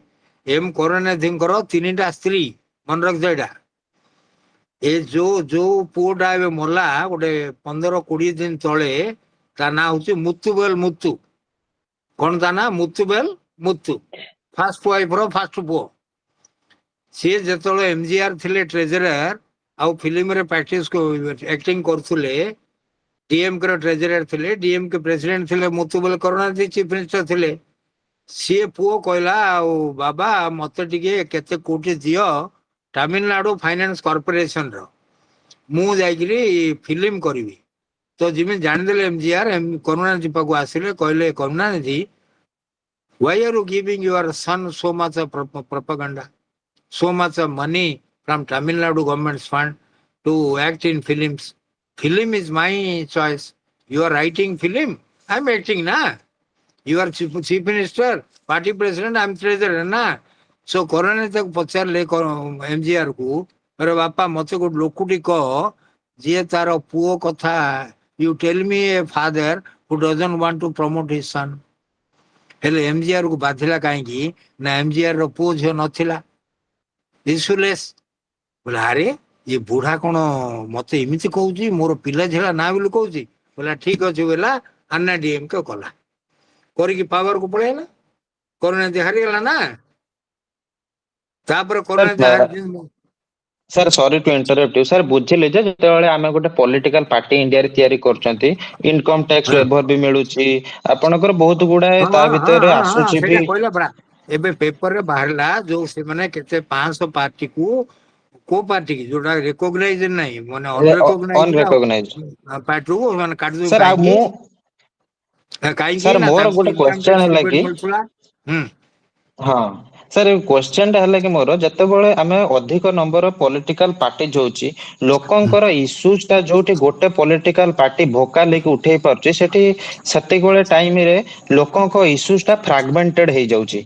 बहुत लोकंकर नाना मत बाहरची सो सेइटा हबा द्वारा आम democracy ता द्वारा strengthen होउची ना week हे जाउची सेइटा सर गोटे तार कंक्लूजन जदि हम डेमोक्रेसी सुनो ता द्वारा हम डेमोक्रेसी वीक होउची there is no doubt about it किंतु मोर मोर अच्छी क्षमता मु पार्टी करी मु कंटेस्ट करी हु आर यू टू से नो लोकंकर ये ना तुम पिला कहूँ तुम कॉपी करन पिले कॉपी कर ना करना मत आसो तुम कॉपी कर देखो मुझे मत खाता देखुची एका पर सब आंसर लिखी जाऊँ केमती कर आजिकाली न्याय धर्म सत्य रे विश्वास नहीं तमें एबे काली के ओएस के आईएएस हो ए साहू कि महाराणा तुम्हें पैसा खाइबनी हे तुम्हें ऑनेस्ट रुह नाई सा मु घर करी मु इनोवा गाड़ी किनिबी जहाँ को देखियो जो फॉरेस्ट डिपार्टमेंट ऑफिसर से कोटी कोटी टंका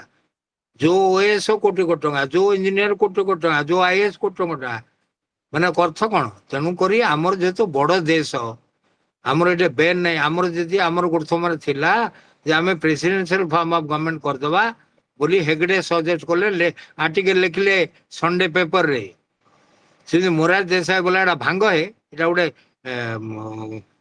पार्लियामेंट डेमोक्रेसी कर आयाराम गयाराम कर हरियाणा रे आज अच्छी गोटे पार्टी रे आमर तुम जानिच विजु पट्टनायक जेतेबेले क्षमता मागिला नंदिनी सतपुरी रिजाइन करिया परे बासपा दानपा Jatti B D Jatti was the governor से दिन सी गोटे रिपोर्ट रे लिखिला प्रेसिडेंट ऑफ इंडिया को रिपोर्ट देला जे गोटे एमएलए जी उदयगिरी कॉन्स्टिट्यूएंसी इलेक्ट होईची स्वतंत्र पार्टी रे इलेक्ट होईतिला खरा बेले कहला मु कांग्रेस रे मिसिली संध्या बेले कहला मु उत्कल कांग्रेस रे मिसिली तेंगुर गोटे पार्टी जदी गोटे एमएलए जदी निज पार्टी टाକୁ दिथर परिवर्तन करूची मु गोटे स्टेबल गवर्नमेंट फॉर्म करि परिबे की तेणुक विजु पट्टनायक गले हाईकोर्ट को गतिकृष्ण मिश्र देले in a parliamentary system like England the opposition leader should be given an opportunity to form the government.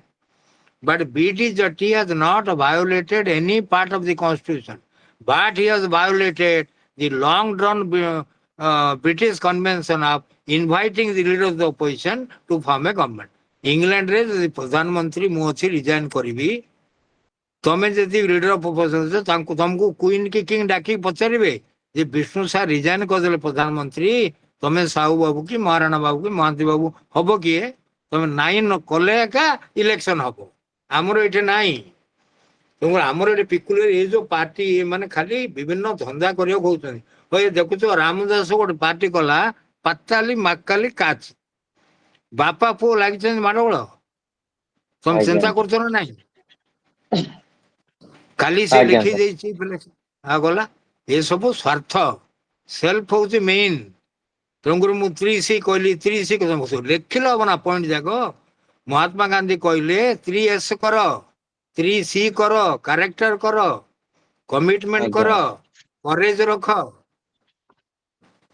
Sir last गोटे क्वेश्चन सर ସାର୍ ଲାଷ୍ଟ ହଁ ଗୋଟେ କ୍ୱେଶ୍ଚନ ଆପଣଙ୍କର ହଁ ଗୋଟେ କ୍ୱେଶ୍ଚନ ସାର୍ ସାର୍ ଯେତେବେଳେ ଗୋଟେ ବହିଟା ପଢୁଥିଲି ଆପଣଙ୍କର ଇଗ୍ନୋ ମ୍ୟାଟେରିଆଲ ଗୋଟେ ୱାର୍ଡ ପଢିବାକୁ ପାଇଲି ସାର୍ ଫୋର୍ଥ ହଁ wave of democracy first wave second wave third wave ଟା ବୁଝିପାରିଲି ଫୋର୍ଥ ୱେଭ୍ ଅଫ ଡେମୋକ୍ରେସି ଟା ସାର୍ ବୁଝିପାରିଲିନି ସେଇଟା ଟିକେ ବୁଝେଇଦେବେ କି ସେଥିରେ ଲେଖା ହେଇଥିଲା countries like Eastern Europe and Latin America countries which turn their heads from democracy returning back to it so ମାନେ ସେଇଟା ଟିକେ ବୁଝେଇଦେବେ ଟିକେ ଫୋର୍ଥ ୱେଭ୍ ଅଫ ଡେମୋକ୍ରେସି ଟା କଣ ସେଇଟା ସେମାନେ ସେ ଅଲଗା ଦୃଷ୍ଟିରୁ କହିଛନ୍ତି ଆମେ ଇଣ୍ଡିଆନ କଣ୍ଟ୍ରିରେ କହିନା ଏସବୁ ଡେମୋକ୍ରେସି ଯାକ ଶୁଣ ଡେମୋକ୍ରେସି ୱାର୍ଡ ମୁଁ କହିଦେଉଛି ଆମର ହେଲା ପାର୍ଲାମେଣ୍ଟାରୀ ଡେମୋକ୍ରେସି ଇଂଲଣ୍ଡର ହେଲା ପାର୍ଲାମେଣ୍ଟ ଡେମୋକ୍ରେସି ଆମେରିକାର ହେଲା ପ୍ରେସିଡେନ୍ସ ଡେମୋକ୍ରେସି ସୁଇଜରଲ୍ୟାଣ୍ଡ ହେଲା ଡାଇରେକ୍ଟ ଡେମୋକ୍ରେସି ସୋଭିଏତ ୟୁନିୟନର ହେଲା ସୋଭିଏତ ୟୁନିୟନର ପ୍ରୋଲେଟାରିଆନ ଡେମୋକ୍ରେସି ଚାଇନା ହେଲା ପିପୁଲ୍ସ ଡେମୋକ୍ରେସି ମାନେ କଣ ଡେମୋକ୍ରେସି ଅର୍ଥ କଣ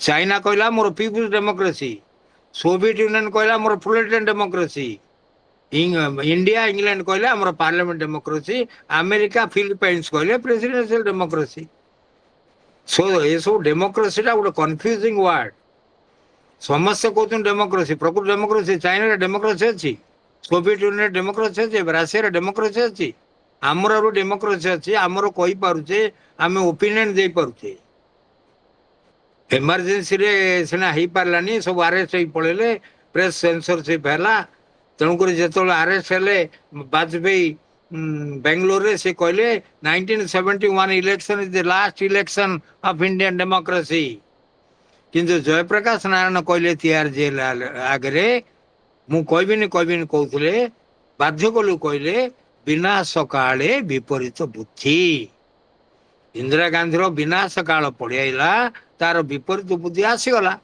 तो सी जहाँ कही सपोर्ट है वाजपेयी जहाँ बेंगलोर कही भूल है 77 इलेक्शन करदेला पार्लियामेंट को भांगीदेला जब इंदिरा गांधी की मो भाया एडवाइजर था एवं पंदे इंदिरा गांधी का प्रधानमंत्री था कहीं जानच आम संविधान था एत डिफेक्टिव से कहूँ the life of the Lok Sabha can be extended 1 year at a time when the country is on national emergency under article 352 किंतु कोर्ट कहनी जे मैक्सिमम 3 वर्ष कि 4 वर्ष कि 5 वर्ष तेणुक 71 जो निर्वाचन होता सी 77 कला सी चाहिए 82 पंदे से एक्सटेंड कर 85 पंदे नहीं था कि लोके कहले आज्ञा आपणकर 20 पॉइंट इकोनॉमिक प्रोग्राम आपण पुओर 5 पॉइंट प्रोग्राम पुओ आगे 4 पॉइंट करथिला माँ 20 पॉइंट करथिला तुमको राजनारायण कांथ मन लिखला तुम भाया पिला कहीकि अरे लेख रे ना कौन लिखबो आज्ञा ना बेटा का 4 माँ का 20 दोनों मिलके करते हैं 420 सो इलाहाबाद रे बनारस रे मीरठ रे अलीगढ़ सब लिखले लिखला संजय गांधी दिल रे प्रेस कॉन्फ्रेंस कहला ना 4 नहीं एफोरेस्टेशन मिसिबो 5 है किंतु लोके कहले आज्ञा आपण इमिति पॉपुलर जे आपण एबे इलेक्शन करदे बोले 400 पर सीट पाइबे केते सीट पाइला 152 निजे हारीगला पुओ हारीगला किंतु भारत लोक मु सब जुआर करुच्ची सकाल उठले मु जगन्नाथ को जुआर करूँ ये लोक जुआर करुच्ची चिलिका ठू कन्याकुमारी गोटे राय चिलिका ठू काश्मीर गोटे राय चिलिका ठू कन्या काश्मीर पर्यंत कांग्रेस पाइलानी किंतु चिलिका ठू कन्याकुमारी सबू पाइगला कांग्रेस आंध्र रे 42 सीट रु कांग्रेस पाइला 41 खाली नीलम संजीव रेड्डी पाइला अनंतपुर सीट कर्णाटक रे 28 रु 26 टा कांग्रेस पाइला गंजाम रे 2टा कोरापुट रे 2टा कांग्रेस पाइला चिलिका सेपटे पूछना नहीं तब एमरजेंसी एक्सेस है चिलिका ठू कन्याकुमारी गोटे राय चिलिका ठू काश्मीर आ गोटे राय ये हूँ आम इंडिया गणतंत्र ये लोक मान छुआर तुम ए 240 सीट मोदी अच्छी आर इलेक्शन को मत पचार मुझे बंची थी ये लोके भारी dangerous you do not know तुमको कहे मोटू खाइबे गाड़ी तुम डेपुटी डायरेक्टर गाड़ी जी फोर्थ लोक भोट देके आए आउ किए क्वेश्चन कह तुम जहाँ पचारे मुझे कह Okay, okay, sir. Now we are running shortage of time, so I Okay. think let us wind up this session. Panigrahi कोड़े गले पाणीग्राही कोड़े गले बड़ बड़ पानी ଆଜ୍ଞା ସାର୍ ଆକ୍ଚୁଆଲି ଗୋଟେ ମିଟିଂରେ Good ଯାଇଛନ୍ତି ଟିକେ Good evening. ବାହାରକୁ ହଉ ହଉ। ସେ ସାର୍ ବି ନାହାନ୍ତି ତେଣୁ ମୁଁ ଏଇଟାକୁ ମ୍ୟାନେଜ କରିଥିଲି ତେଣୁ ସାର୍ ବି ଟିକେ ପଳେଇଛନ୍ତି ତେଣୁ କିଛି କଥା ନାହିଁ ସାର୍ ଭଲ ହେଲା ମତେ ଆପଣ Good evening, ଚିହ୍ନି sir. ନଥିଲି କିନ୍ତୁ ଆପଣଙ୍କୁ ଚିହ୍ନିଛି ମୁଁ ଯେତେବେଳେ ପିଜି କରୁଥିଲି ସେତେବେଳେ ବ୍ରହ୍ମପୁରରେ ସେତେବେଳେ ଆପଣ ଥିଲେ ହୁଁ। ମୁଁ 98 କଥା କହୁଛି ମୁଁ ଚାରିଆଡେ ଯାଉଛି ଭାଷଣ ଦଉଛି ଚାଲି ପାରୁନି ବା ଚାରିଆଡେ ଯାଉଛି। ଆଚ୍ଛା ଆଚ୍ଛା ଆଚ୍ଛା ନାଇଁ ମୁଁ 98 ତ ପିଜି କରୁଥିଲି ବ୍ରହ୍ମପୁରରେ ଫିଜିକ୍ସରେ ହୁଁ। ସେତେବେଳେ ସେତେବେଳେ ଆପଣଙ୍କୁ ତ ଦେଖିଛି ମୁଁ ଆପଣଙ୍କୁ ଜାଣିଛି ଭଲରେ ସେତେବେଳେ ଆପଣ ବି ହଁ ଆ, ହଁ ହଁ ହଁ ହଁ ମୁଁ ତମ ଡିପାର୍ଟମେଣ୍ଟର ସବୁ professor P K Mishra N C ହଁ ହଁ ମହାପାତ୍ର ଏସ୍ ପି ହଁ Mohanty N C Mohanty Das Sudha Mishra Gouri Sudhakar Tripathy sir ହଁ ଗୌରୀ ତ୍ରିପାଠୀ ରଙ୍କ ସାହୁ ଏ ସବୁ ଯା ମୋ ଲୋକ ମତେ ନ ଧରିଲେ କିଏ ରହିବେନି ଆଉ କଣ। ହଁ ହଁ ମୁଁ ହଉ ଠିକ ଜାଣିଛି ଅଛି। ସାର୍ ଆପଣଙ୍କୁ ସେତେବେଳେ ଆପଣ ଫେମସ ଆଉ ମୁଁ ପୁରା 15 ବର୍ଷ ଆଡଭାଇଜର ହଁ କୋଉ ହଁ ହଁ ପ୍ରେସିଡେଣ୍ଟ ସେକ୍ରେଟାରୀ ଭିସି କି ପଚାରିବ କି ମତେ ଆଗା ଖାତିର କରିବ ହଁ ହଁ ହଁ ହେଲା। ମୁଁ ଜାଣିଛି ହଉ ସେତେବେଳେ ଠିକ ଅଛି ଠିକ ସେତେବେଳେ ଆପଣଙ୍କର ସାର୍ ଇଏ ଥିଲା ଡାଇରେକ୍ଟ ମିଶି ହେଲାନି ସାର୍ କିନ୍ତୁ ଭଲ ଲାଗିଲା ସାର୍ କ୍ଲାସ ଟା ଏମତି ଆଉଥରେ ମାନେ ଆଉଥରେ ପ୍ରତି ମାସରେ ମୋ ଡାକୁନ ମୁଁ ନେବି ମୁଁ କଣ ଘର ତ ବସି ଛୋଟ ହେଇଗଲି ଆଉ। ଆଚ୍ଛା ଆଚ୍ଛା ଆଚ୍ଛା ସାର୍ ସାର୍ ବହୁତ ବହୁତ ଭଲ ଲାଗିଲା sir.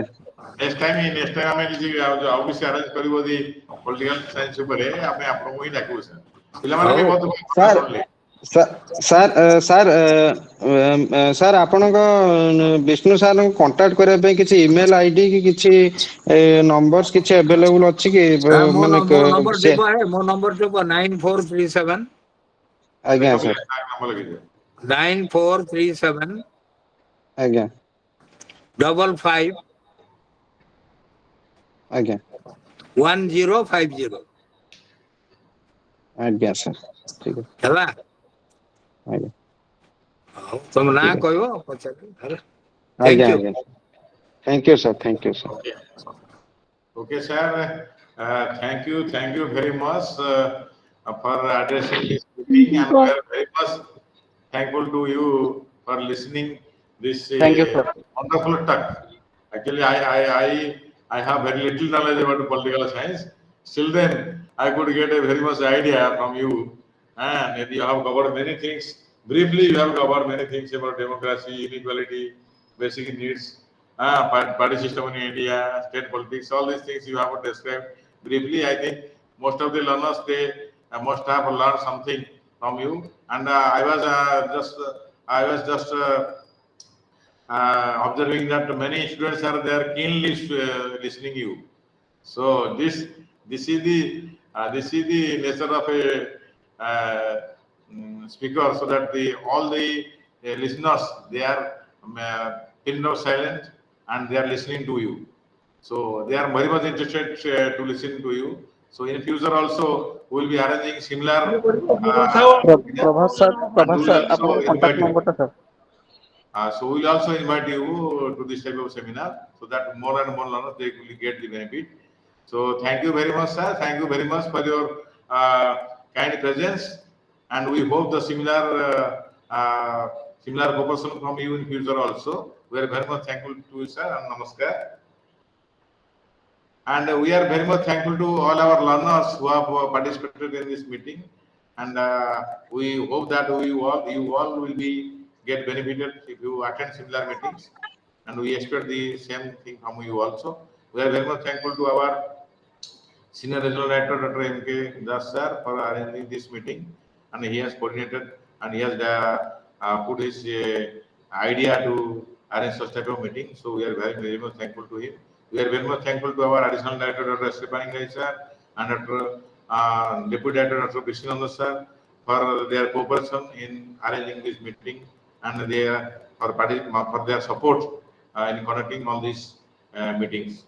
Okay, so thank you very much. And lastly, we are very much thankful to all the participants and all those who have joined this meeting. We are also thankful to our colleagues who have supported us to arrange this meeting.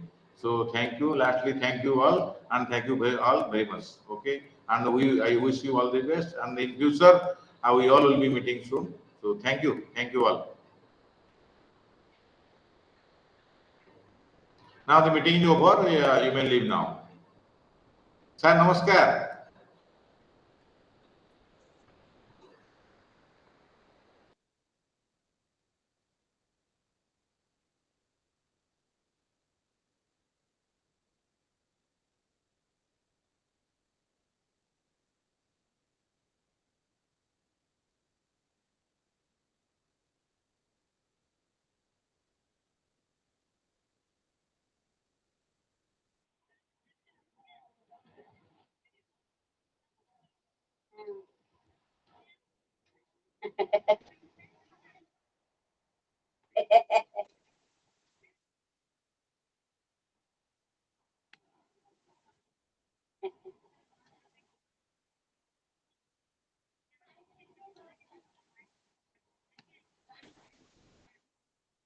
ଯାହା ହଉ ତାହା କାମ ସେ କରିଦଉଛି।